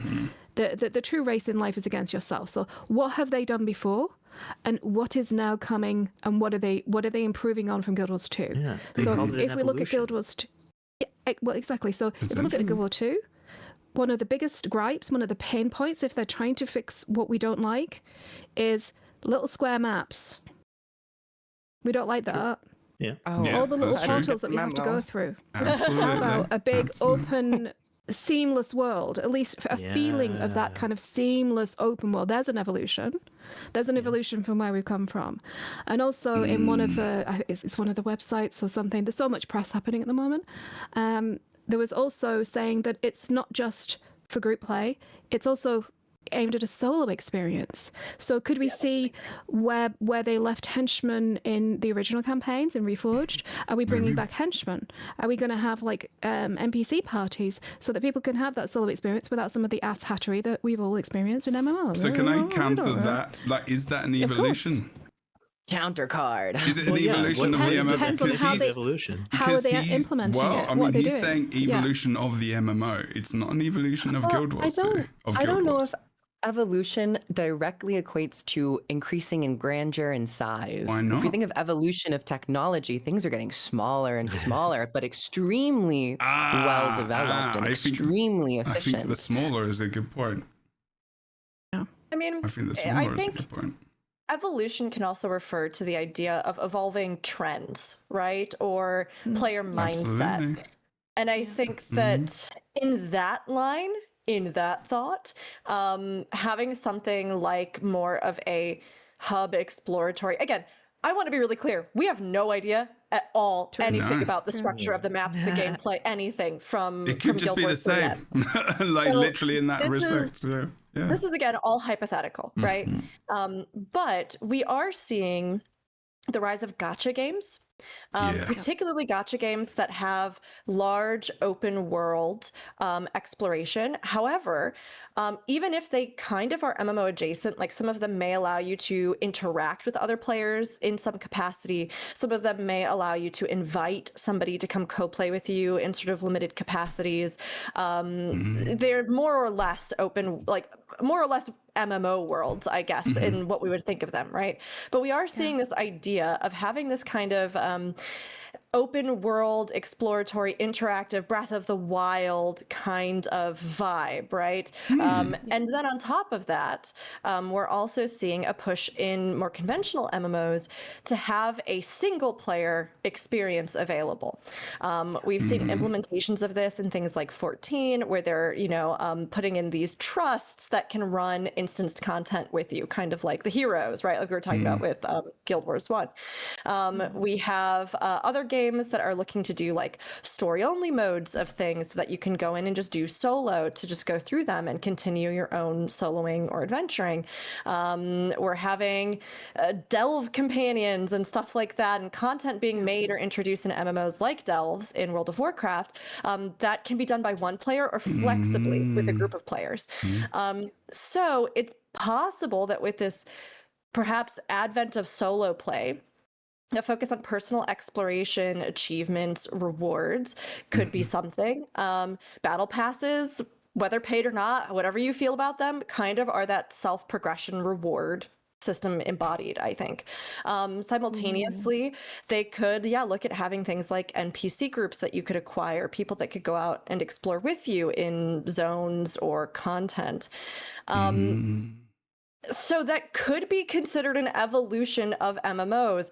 Now, there's a huge debate in the MMO communities about, are you really playing an MMO then? Like, if an MMO theoretically at its heart is something that should be about shared player cooperation experience and gameplay that you wouldn't necessarily get in the same way from a single player game experience, then should MMOs develop content that would largely cater to the idea of a single player experience, but then allow you to feel like you exist in that world still alongside people, just leaving you the room to decide if you interact with them. I don't really have a good answer to this, but I have a feeling that perhaps given some of the things they've told us with Guild Wars 3, that they are looking at something like that would perhaps give you that freedom or agency to have a bit more of that single person adventure if you wanted. But I would hope, thinking of things from, like Fornax, you were saying, thinking of things that have been feedback from Guild Wars 2, there has been a lot of feedback in Guild Wars 2 about the lack of instanced group content or patches or stretches where there isn't as much of that, or there isn't as regimented of an expectation of what you might get for group PvE content or things. So I would hope that we would see that be something they would also keep in mind just as heavily in Guild Wars 3. Isn't scaling something they could just continue to implement in Guild Wars 3 to give you the solo feel versus when you start going around with people, it'll scale higher, so it still is a challenging threat? Mm-hmm. I mean, that's mechanics of the game, potentially. Yeah. Like you don't need because I just think with an action RPG, it'll be hard to implement heroes the same way they did in Guild Wars 1, because you won't be able to control them as well. I think if you're playing an action RPG and all that character, kind of stuff would be they would have to be more NPC like. So, We're getting into the weeds now. Yeah. We can do that in the future for sure. But good questions, Boost.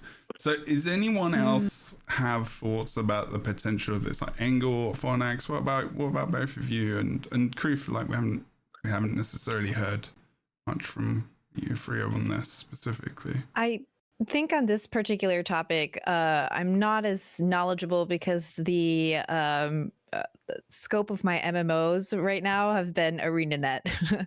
So I don't know as much about what's going on with other MMOs other than, seeing some of them come and go and more of the dramatic news coming out of those communities. But what I would like to see, I mean, I can speak about that and how I would feel with them revolutionizing or changing absolutely. things for ArenaNet. Just speaking on making it so if you're leaning more towards solo content or that's where your comfort level is, you can have that experience without having to feel separated from any other part of the game. So you can interact with other people basically as much as you want to. You don't necessarily have to group. I guess maybe the grouping system or the party system would be where I would be looking most heavily. Can a solo player just jump into an event with a full party and still be relevant and useful? Are there going to be as much of like a setup time to doing larger content? We have to figure out boons and making sure everybody has roles and things like that. That can take a really long time. Or can it feel more natural? Like, hey, I'm this warrior. I might stumble upon a party doing something. I don't really have to like interact with them.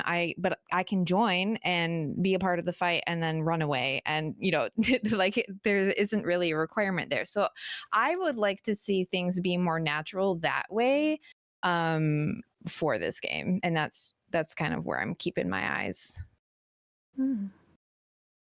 I like it. Yeah. Yeah, I think my ideal situation would be kind of a similar system that we have with Guild Wars 2, where you have these capital cities. Maybe that is a raw, where you can have a hub where you can see like hundreds of players playing all at the same time. But when I reflect on my time playing Guild Wars 2, I don't know the exact number that certain maps can hold, but I always get the impression like you can have upwards of like 100 or more people on a map, depending on how many squads are required.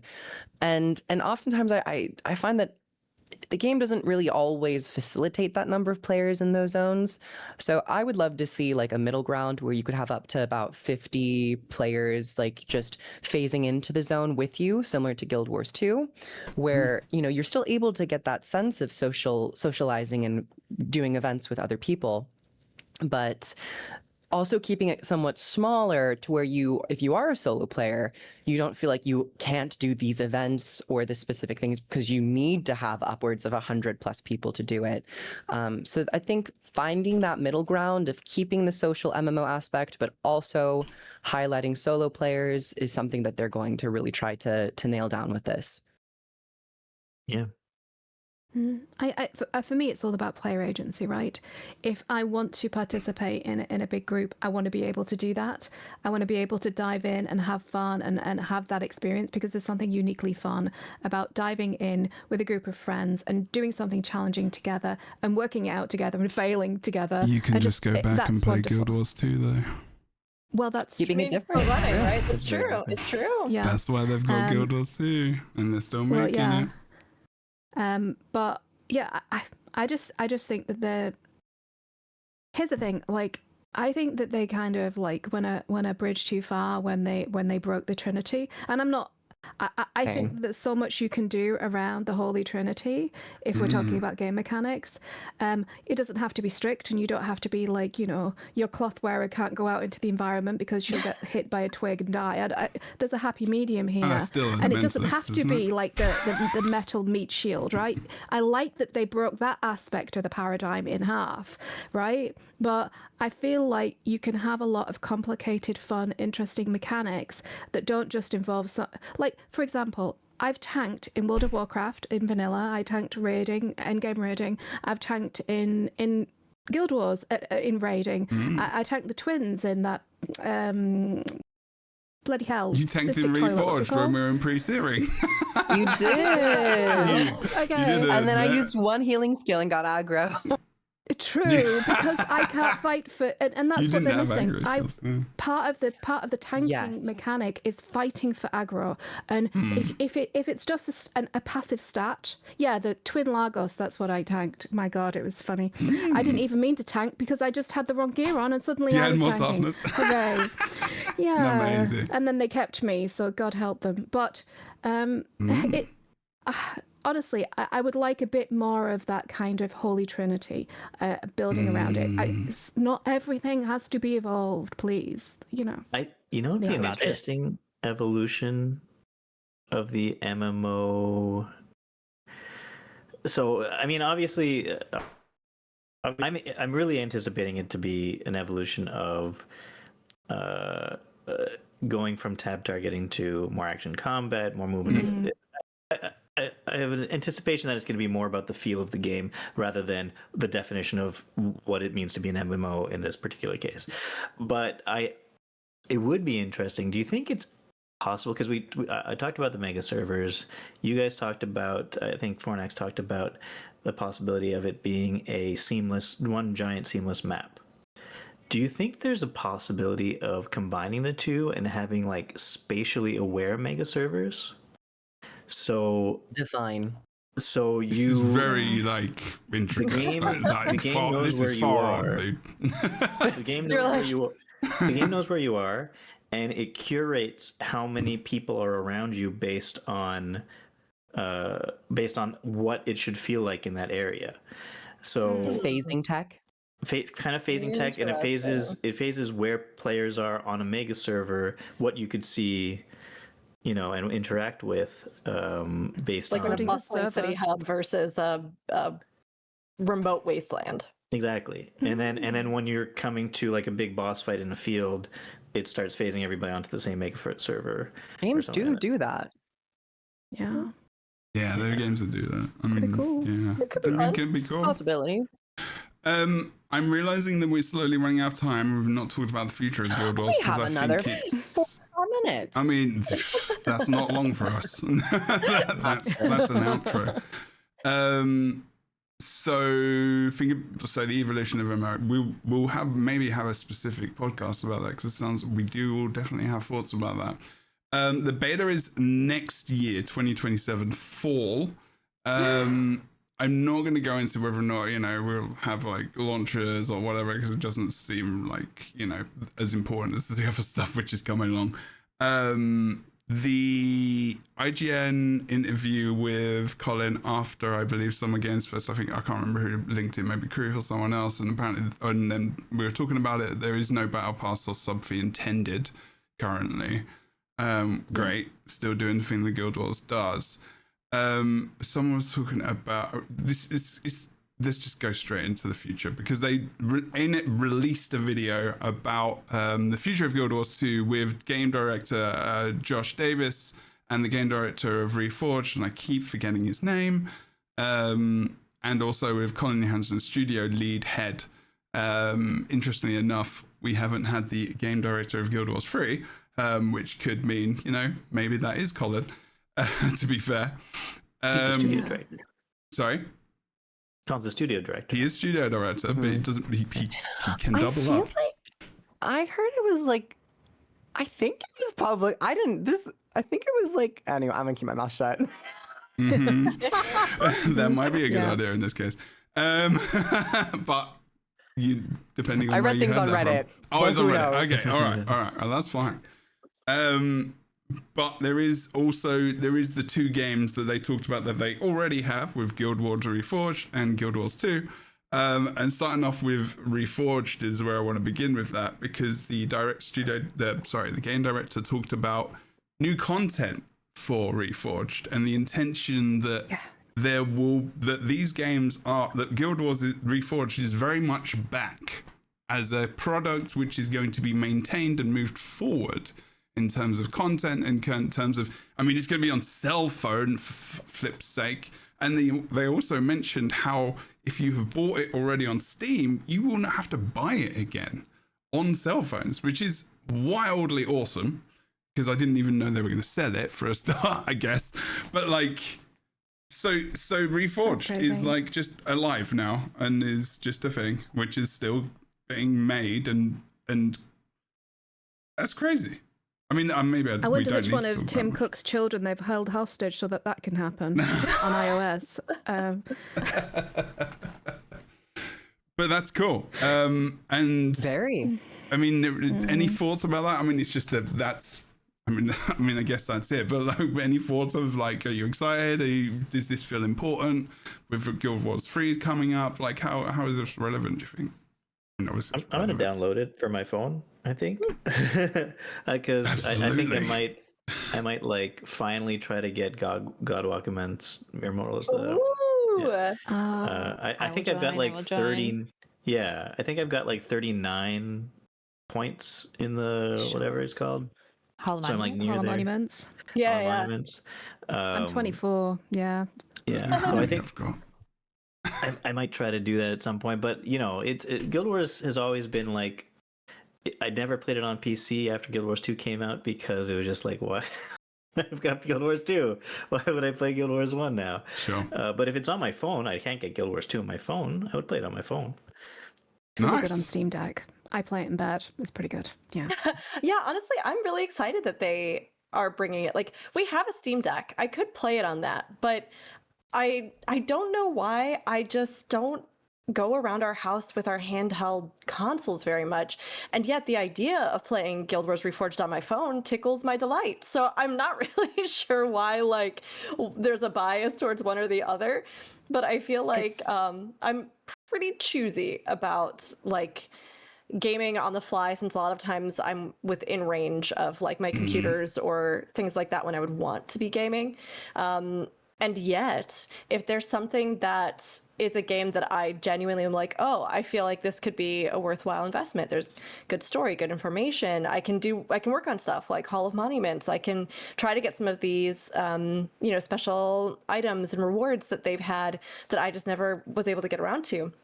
Then it really appeals to me. And I actually think I will probably be trying to do some of it where I can on mobile, which will be really nice. So I have to say, I'm impressed. I'm shocked and impressed to see all the things that they've done in preparation for this moment, to not just be okay, yeah, these are our old games and this is our new game, but instead to have the foresight, especially in an era thinking about MMO trends, where we're seeing WoW have great success running things like classic, remix, retail WoW, all these different versions of WoW. That appeal to different audiences. And now I feel like this amazing advantage that Guild Wars has is that they have spent the time and energy now to polish up and do Guild Wars Reforged. They've paved the way for even more to be released for Guild Wars. And think about how many people for years have come into chats while we've all been streaming Guild Wars 2 and been oh, I loved Guild Wars 1. I just could never get into 2. And now it's you will have more in some capacity somehow, it seems like, of Reforged.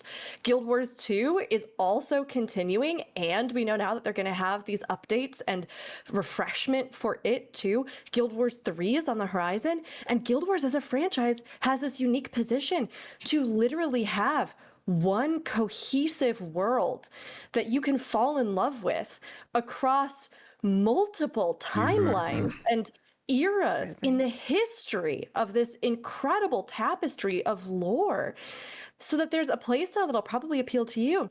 There's story that'll probably appeal to you. There's an ongoing, expansive world lore that you can be a part of.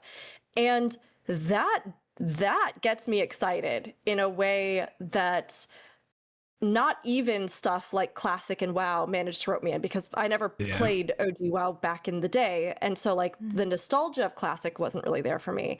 But the idea of having been a part of this world's narrative tapestry throughout this massive expanse of time and history does excite me. And that does make me want to go and do all of these and do whatever Hall of Monuments versions or things or tie-ins we see in Guild Wars 2 and go back and do the Guild Wars Reforged stuff. And I really find that it's, I think it's such an incredible move from ArenaNet.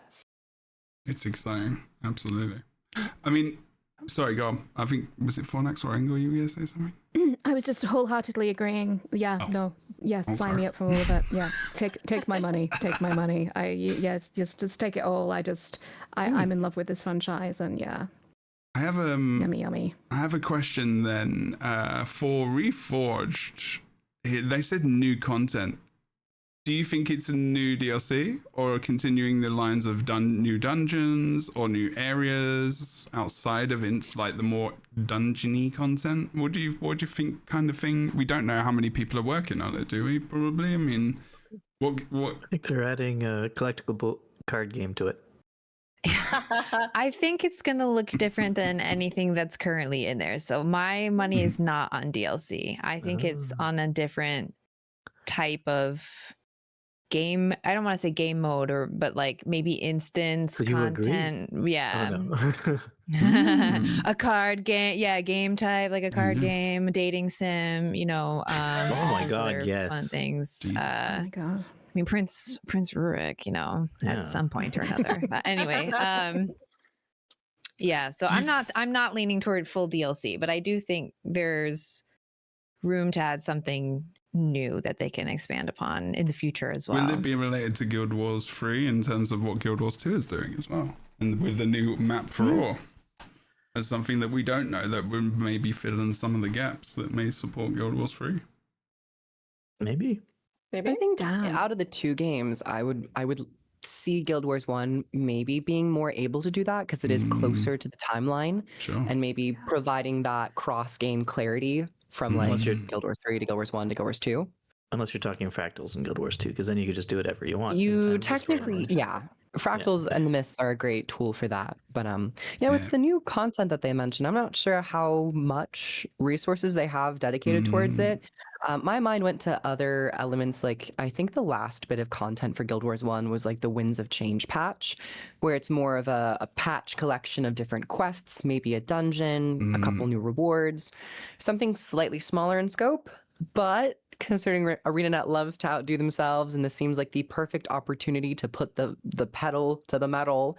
You never know what they could come up with Guild Wars Reforged. Right. What if they finally gave players Utopia? Okay, so I was wondering, because we do have that knowledge of Mistbound, and a lot of people talk about it with Guild Wars 2, but like, who knows? Right. I've been on the Utopia hype train for some time, so like, I wouldn't hate to see it. I'm gonna say that. Right now, I mean, you don't know, right? I think that's the wonderful kind of the curiosity of ArenaNet is as a whole. It's almost like sometimes you just really don't know what the hell they're gonna do. Like they went to yearly expansions. They said we're never gonna do raids and mounts. They started to do raid and mounts. We're not gonna do expansions. We do expansions. The living story, all the different things, right? They keep trying new stuff all the time. I think that's lovely. I really am just amazed. The future of the Guild Wars, that video I think was way more than I was expecting it to be in terms of the importance of the future. And then also going to the amount of depth they did with Guild Wars 2 in terms of literally telling us that they will not be making another expansion until Guild Wars 3 is released, which is brave. Yeah. That's brave. They needed to do it. But necessary, But they needed to do it now because we knew that, like we've talked about it for ages, like by now there would have been a hint, maybe, or maybe like later in the summer. But I think there's a little bit of we've been delayed in terms of the release of these updates, and I think by now we would have had more of an idea of what was going on, because I think we would have normally had the third update night by now, and the release of the next expansion would have been like August, September, right? So now they've told us, but they're telling us also with like, they're not just like, we're not doing this anymore, and then like a month later Guild Wars 3, they're like, Guild Wars 3, and because we're doing this, and because we're doing Reforged, and because we're doing these maps to link to Guild Wars 3 potentially, or give us more information, this is why we're not doing another expansion. So we're all kind of like, the amount of comments I got about, before and after this video, where you're just like, Doom, and then not the god, but like, no, someone had an opportunity to write that. That would have been great. But then they were like, oh, cool, this is actually okay, because also we know we're getting a bunch of stuff in Guild Wars 2, new World v World map. We're going to be getting a core map in ore where you don't need to own an expansion. You can just have the core game. So if you're a new player, you can just play the game for free and get into Guild Wars 3. Hall of Monuments 2.0. Like, new redo of Zaytan. Like, they're talking about going back and rejigging everything from all of the expansions, and how we can give feedback on what it is we would like them to fix or put in or take out. And it's kind of wild. Sorry, I just literally went through most of it. And then, but the one quote from Josh, which I'm getting goosebumps about right now, is that he says, we really want to put our best foot forward for Guild Wars 2 for the next 15 years and beyond. That's fucking Thank you. madness. Thank you for that. Yes. Like, that's I think amazing. Because they anticipate Guild Wars 3 to last as long as Guild Wars 2 did, hopefully. And Guild Wars 2 lasted, we're on our 14th year, right? We're going to be, 15 years. And it's going to be 15 years when Guild Wars 3 comes out. So, there you go. So it's a lot. So, yeah. But so the Hall of Monuments thing is a big deal, I think. Huge. Obviously, like they basically everything they said that they were planning on doing in this year and a half are things that like are pain points and things that we've always wanted them to do, which is great. Now the Hall of Monuments is just very smart, because it's going to give so many players incentive to either get into Guild Wars 2 or come back to Guild Wars 2 in preparation for Guild Wars 3. And that's going to be huge for them, I think. So that's very smart. And I don't know if I'm the only one. I think we all probably anticipated Guild Wars 3 coming for 3 years now, probably. Because it floated around in my mind, maybe just a little. Yeah. I think it's a desire of like, I need it. Yes. Yeah. Well, no, I think we anticipated it actually happening, because didn't it always feel like the new expansion format felt like it was them learning how to continue Guild Wars 2 in some way once a new game comes out? I don't think that clicked with me until like the end of Janthier Wilds. Really? When I started to see more. That's also when they started hiring more for the unannounced project, which we know now it was Guild Wars 3. Yeah. So once I started seeing that, I thought we always knew that they were always had a smaller team working on Guild Wars 2 while a larger team was doing other things. Well, they had another team working on another project that didn't come out. Yeah. Yeah. That's what I thought. Yeah. But they did have the still job postings from years ago where people were sus about it, and there was the chat about from the NC Soft person who kind of gave it away a bit. But no, I mean, that was the only slip up. That was the only thing, right? I felt like a lot of people, or well, not a lot, but some people also took that to mean that they were just scaling down like the game and not necessarily like and also times are hard in the tech industry, in the gaming industry. So my brain kind of also was like, maybe they can't afford to have as big of a team and this is just how they need to sustain things for now. So I actually didn't make that connection at all, Boots, until you said that. That's fair. Yeah, Makes sense. I think like we had kind of talked about that, or like the fact that it might have been something just with scaling it back or trying to get into a more achievable regular rhythm for the size of team that they had. I feel like we had chatted too in the past about the idea that some trends, talking about trends in MMOs, right? Some MMOs had started shifting to something more like a seasonal or cyclical kind of expansion release. We've seen that shift with, ESO, who even just shook it up even more recently. We've seen it with the World of Warcraft, these shorter development cycles or almost episodic chunk release expansions over the course of a year, right? So I think I kind of thought it was probably just them shifting to do that, something that would work more for their team. And it wasn't until that NCSoft leak that the shareholders meeting sort of thing that I went, Guild Wars 3. And I feel like I remember us having a conversation where we were like, well, even if it is a thing, it's probably very, very far off and it's going to be years and years and years. I was not expecting it to happen like right here, right now. Yeah. But I'm excited that it is. So. Okay. I was waiting for someone to say something If that else. answers your question, Boots. Yeah. It does. Yeah, no, I thought, because I in the back of my mind, I thought like we all kind of like. There are probably different reasons we thought Guild Wars 3 were coming, but I get what you're saying. I think we were all kind of like going that direction, but some people were just a bit ahead or behind in the race as to coming to that conclusion. Yeah, I no, mean, just I have just been profoundly whingy about this. I have been profoundly whingy that I don't like these smaller expansions. I have been profound, and I mean, like, I was like, I hope they're working on something good behind the scenes. And honestly, no idea that it was Guild Wars 3, but I was like, please God, because we know how good their stuff is, and the stuff that we've been getting is great, but it's just not that next level that we're used to. Not the detail, not the depth, not the exactly. Because I feel like we've always been doing the caveat whenever we talk about these expansions, and even the Living World seasons before that, we're always like, well, they do what they can with what they have because they're doing something else in the background. Yeah, because we love the game so much and we want to just believe that that's the case. And the reason, right? Because we're like, oh wow, like I mean, because Heart of Thorns was like bang in the face raids, right? Like, the Sylvaria kind of effed a little bit. Just obviously there's more to it than that. And then it was like Path of Fire in the face again. You get some mounts, mate, like it was, and like flatter land, I guess. But like, and this God story, I'm not saying like the expansions haven't been like big kind of impactful moments because they're huge. I don't think we got the impact as much as we did with those two expansions specifically because they had these huge game-changing things come in, and so it's really difficult to compare those things. I think. Also, when did Colin Johansson and Josh Foreman not Foreman, Josh Grouch? When did they get hired back as studio head and Guild Wars 2 director? Because then that wouldn't that have been like the biggest clue? When Crucible died. Basically, but wouldn't that have been the biggest clue?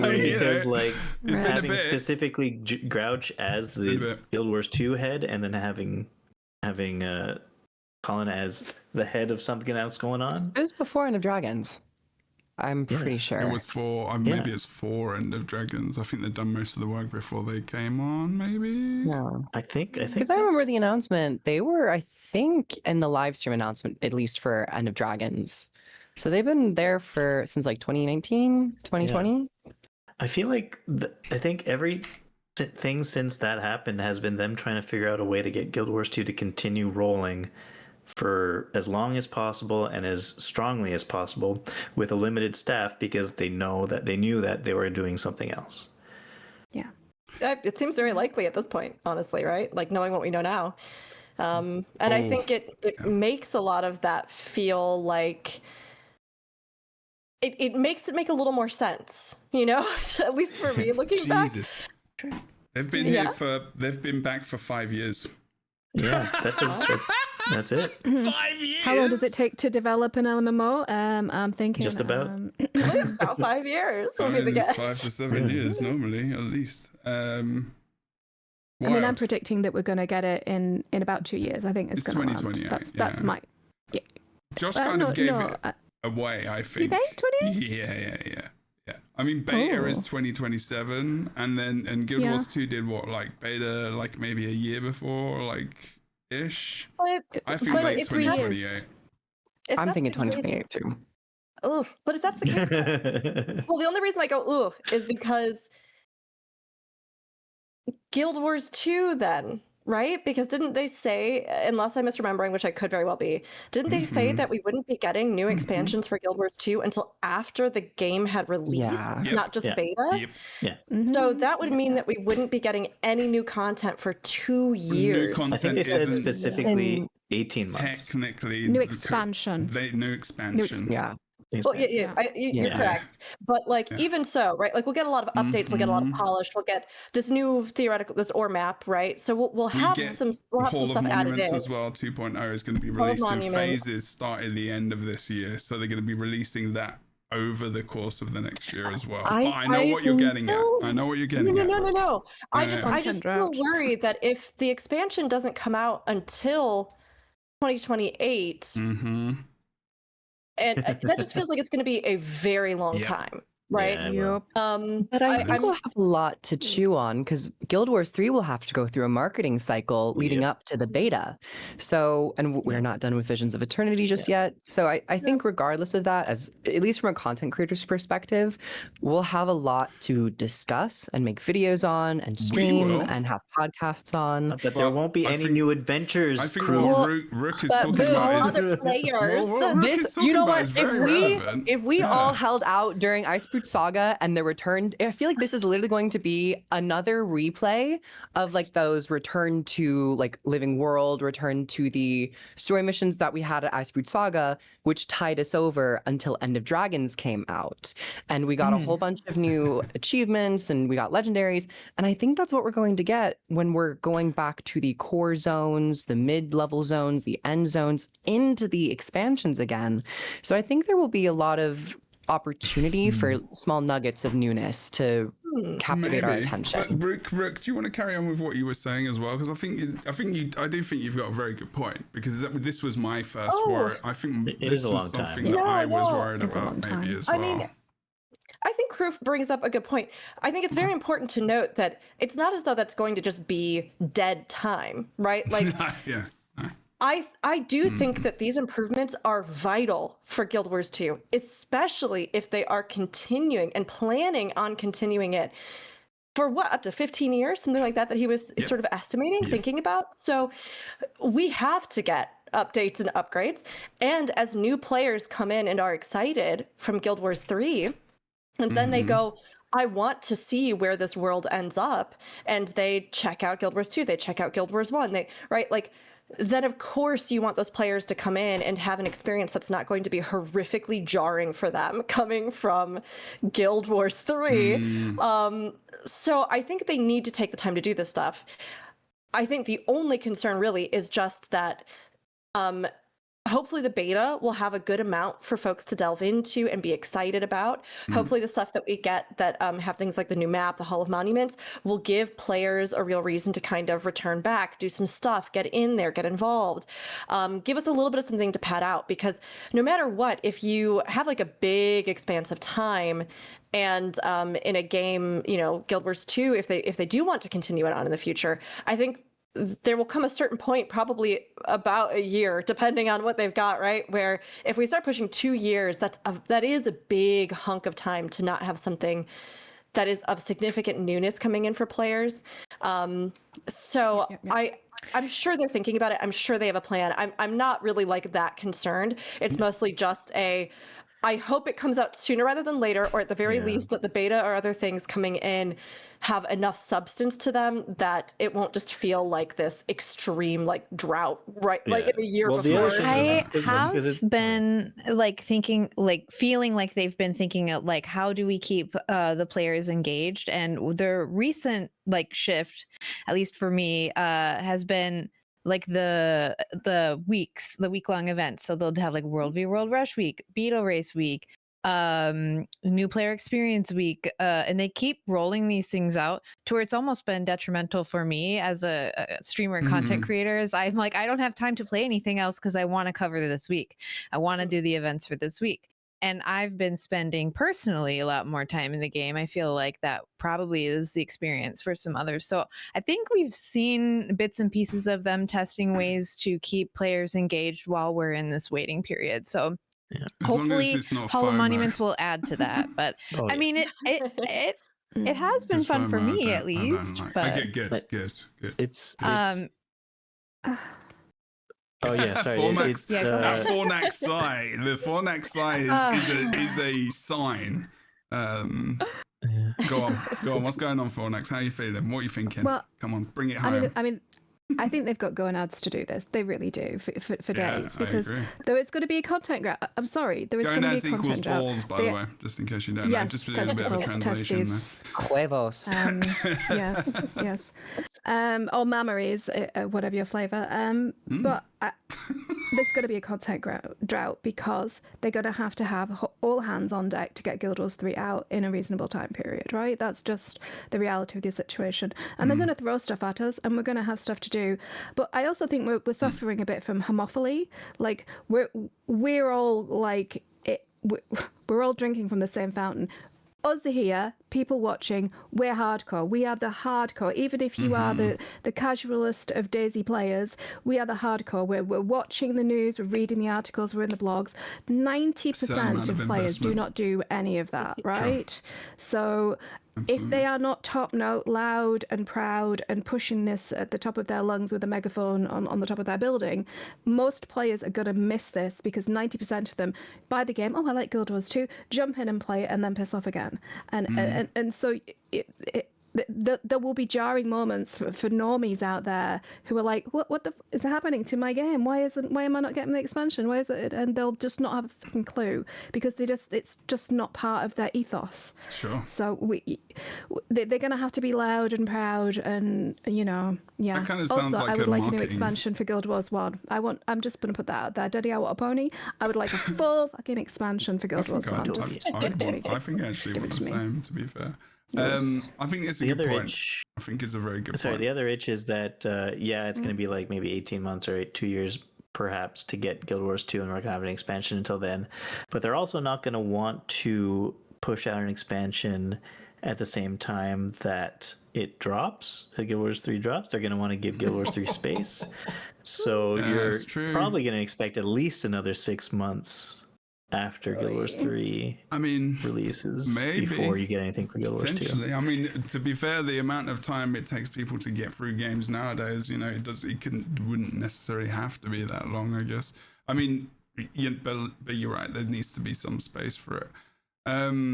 So if we think about what they are going to be doing, which is also new World v World map testing later this year, as well as doing something similar with PvP push map, where players are going to get to play it. There's going to be assets not there, just things kind of blocked in, and we're going to get to play that and give them feedback as well, which is really, really cool.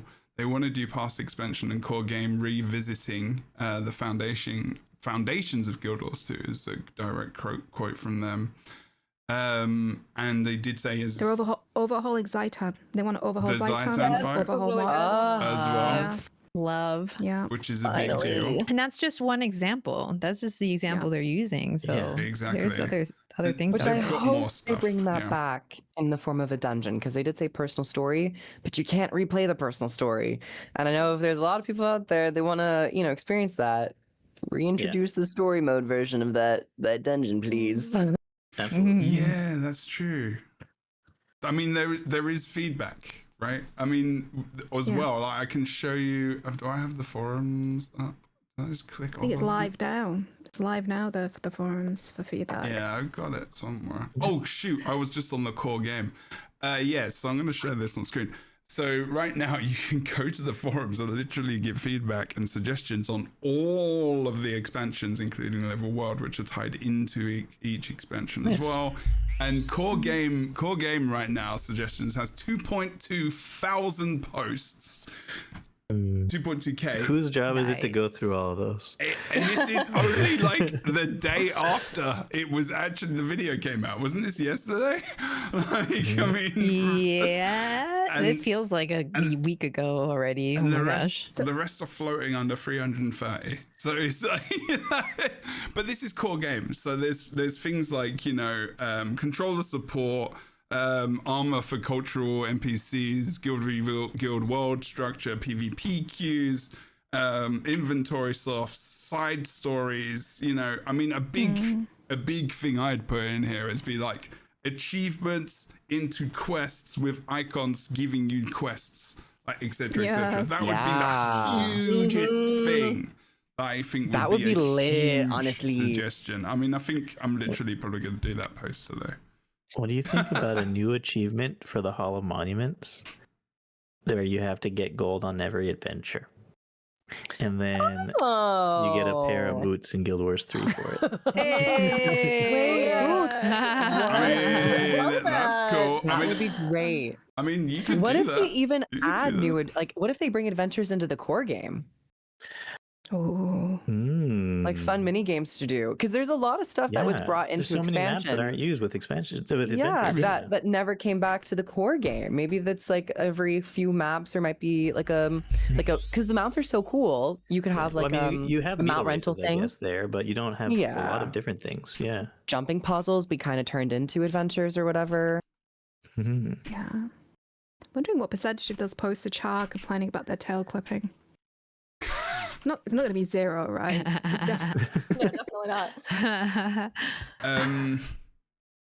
We also have a live stream coming up on Tuesday, which is, I want to give you a date because obviously folks are going to be looking at this afterwards on the 9th of June.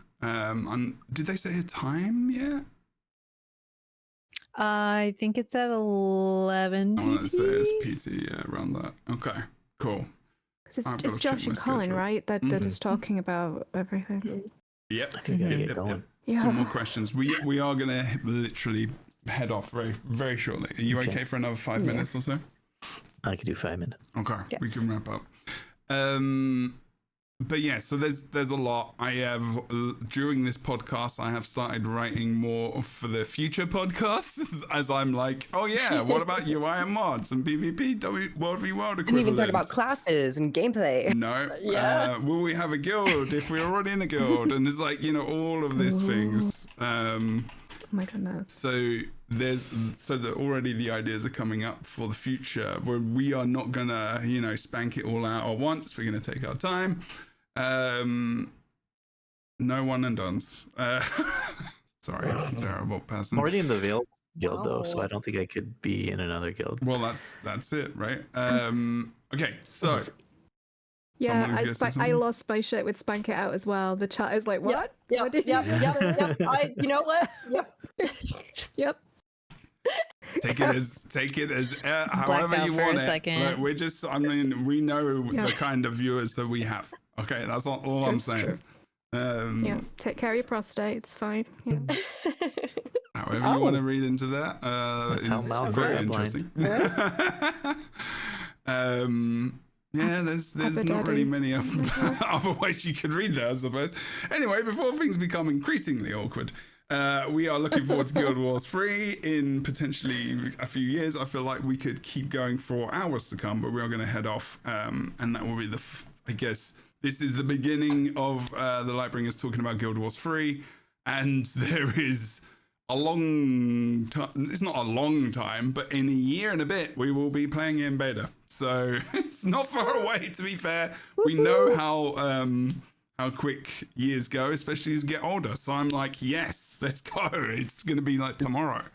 Can we call this season 3 of the Lightbringers then? No, What season are we this on? next season will be when Guild Wars 3 comes out. Oh, No, maybe we'll end we're on like season 5. Sorry. Yeah, I felt like every expansion was a new season. Yeah, but the thing is, the Lightbringers podcast it's called the Lightbringers Guild Wars 2 podcast. It will be the Lightbringers Guild Wars 3 podcast because Guild Wars 2 and Guild Wars 3 are different games. So, Oh yeah, I guess so. No, Yeah. because it's a franchise now. Podcast. Oh, that's Yeah, true. it's a So we've franchise now now. got to just call it the Lightbringers Guild Wars podcast Literally. Ooh, there we go. Yeah. rather than Guild Wars 2. Or how about just the Lightbringers podcast? It's like about it. Guild War. I mean, it is. It's literally Nice, on the cute, and screen. succinct. It's literally what it says on the screen. So, I mean, I guess, yeah. Yeah. Let's do a cheeky outro unless anyone wants to add something before about all the things because we have been going for a while and we do need to end. So, fuck it. I'm just going to say we're going to end. Kroof, tell us what you do, where you do it. Hi everyone, my name is Kroof. I stream here on Twitch, streaming right now, playing a lot of Guild Wars, Guild Wars 1, dip into some WoW and maybe some Final Fantasy very soon. I have to catch up on that. But feel free to hit up my Twitch, my YouTube, and all the other socials. And it's been such an honor to be a part of this huge announcement with everybody. It's been great. Lovely jubbly. Fornax, tell us what you do, where you do it. Yeah, hey, I'm Fornax the Crichton Herald, or Fornax the Herald. You can find me over on YouTube at Fornax the Herald. Please do check out my channel at the moment. I am doing a series of LGBTQ supporting Railroad Rainbow, supporting Fashion Wars content with Lelling, the wonderful Lelling, who's also streaming today. Lelling of the Tyria Pride, Lelling of the Tyria Pride marches, and now Lelling of the many, many Fashion Wars competitions. The next one is happening this Friday, so if you want to participate in a fantastic Fashion Wars competition, EU and US service, 6 p.m. on Friday, come in game, go to Tyria Pride on the Discord. It's a fantastic time, raising money for lots of people. And also, if you want to check out my channel, I've got a load of content on the topic of Guild Wars 3, what's happening, all the news that's coming out, and also please do check out the TTRPG that I am doing with my wonderful friend Kroof. With my wonderful friend Rob. Wow! Yeah, I mean, Hey, I just deleted. Amazing! Come get on there. I'm down. Wow, I'm wonderful down. friends. I'm a little young to Final Fantasy 14, but I can improv my way through it. Oh yeah, it's a I'm game so for old sorry. people. No, I get it. I get it. If anyone's going to do it, It's Kroof like could. 11 o'clock That's true. here. I'm sorry. So please check out the TTRPG at Time Adrift that I do with Rookery, the one and only Rookery, who's amazing, who invited me to the project. And if I'm yeeted out now, you'll know why.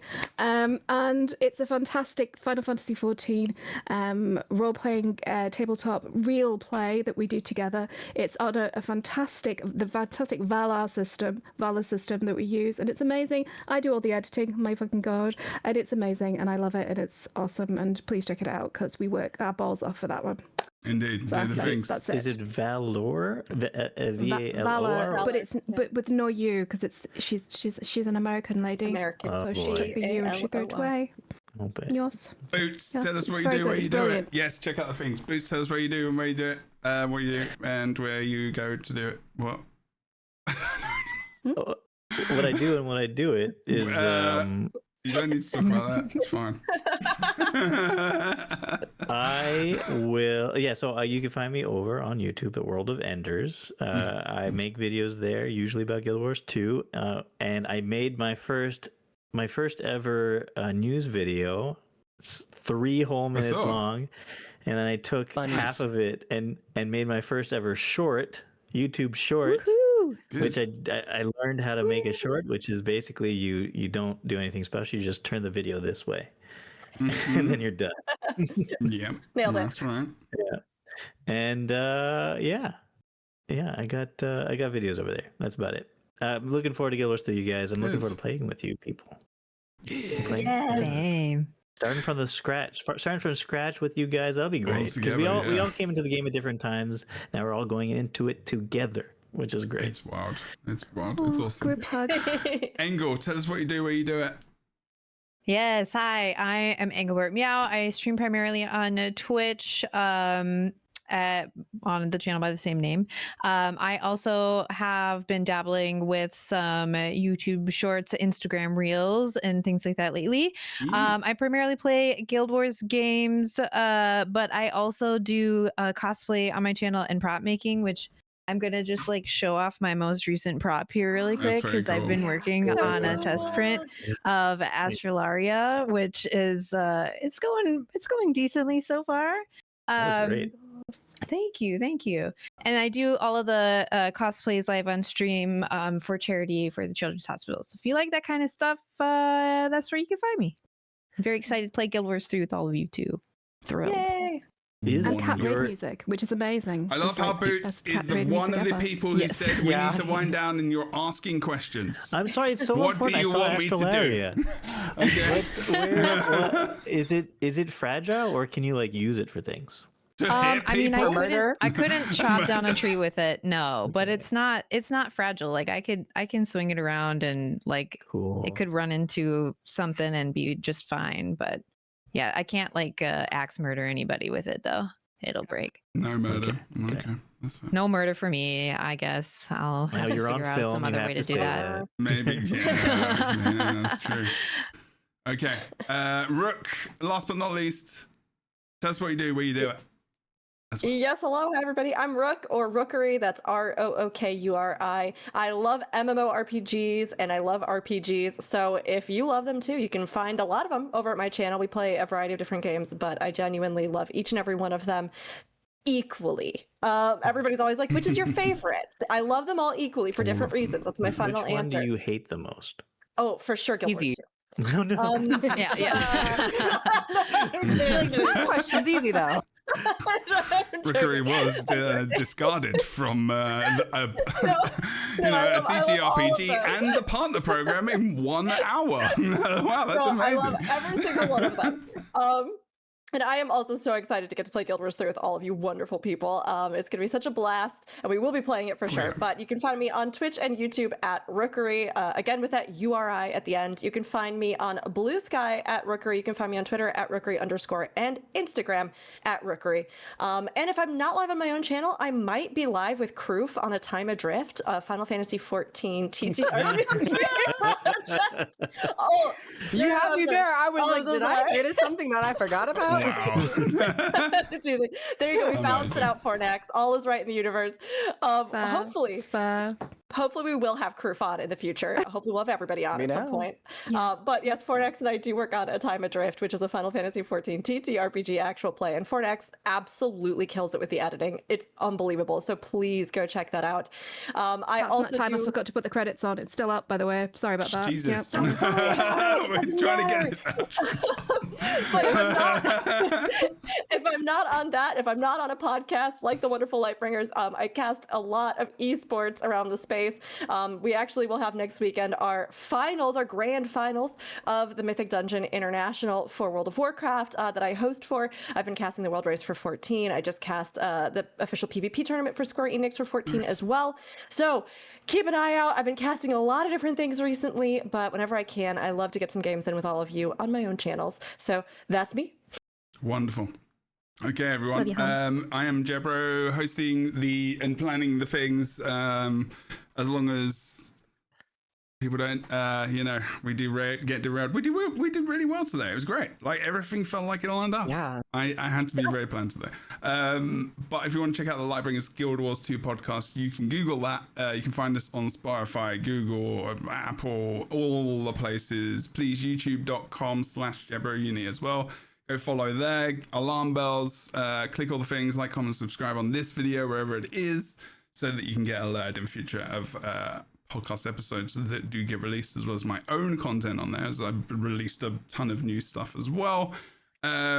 Also, check out the Lightbringers Guild Wars 2 podcast every other week-ish on twitch.tv/JebroUnity as well. Starting about 12 p.m. Pacific /7 p.m. GMT. We'll be back next time, probably in 2 weeks or maybe a week, depending on how much crazy stuff comes out. Maybe, if something comes out, we're just like, well, we should probably talk about that. That will be happening a lot more over the next 2 years, actually. So there, because we got a lot of news to get through. We still didn't really get through all of it today, as well as the ideas and curiosity that we already have about what Guild Wars 3 will really be, because we've seen hardly anything. We will see you next time on the Lightbringers podcast. You will take care, and happy Pride as well, everyone. Do the things. We love your face. See you soon.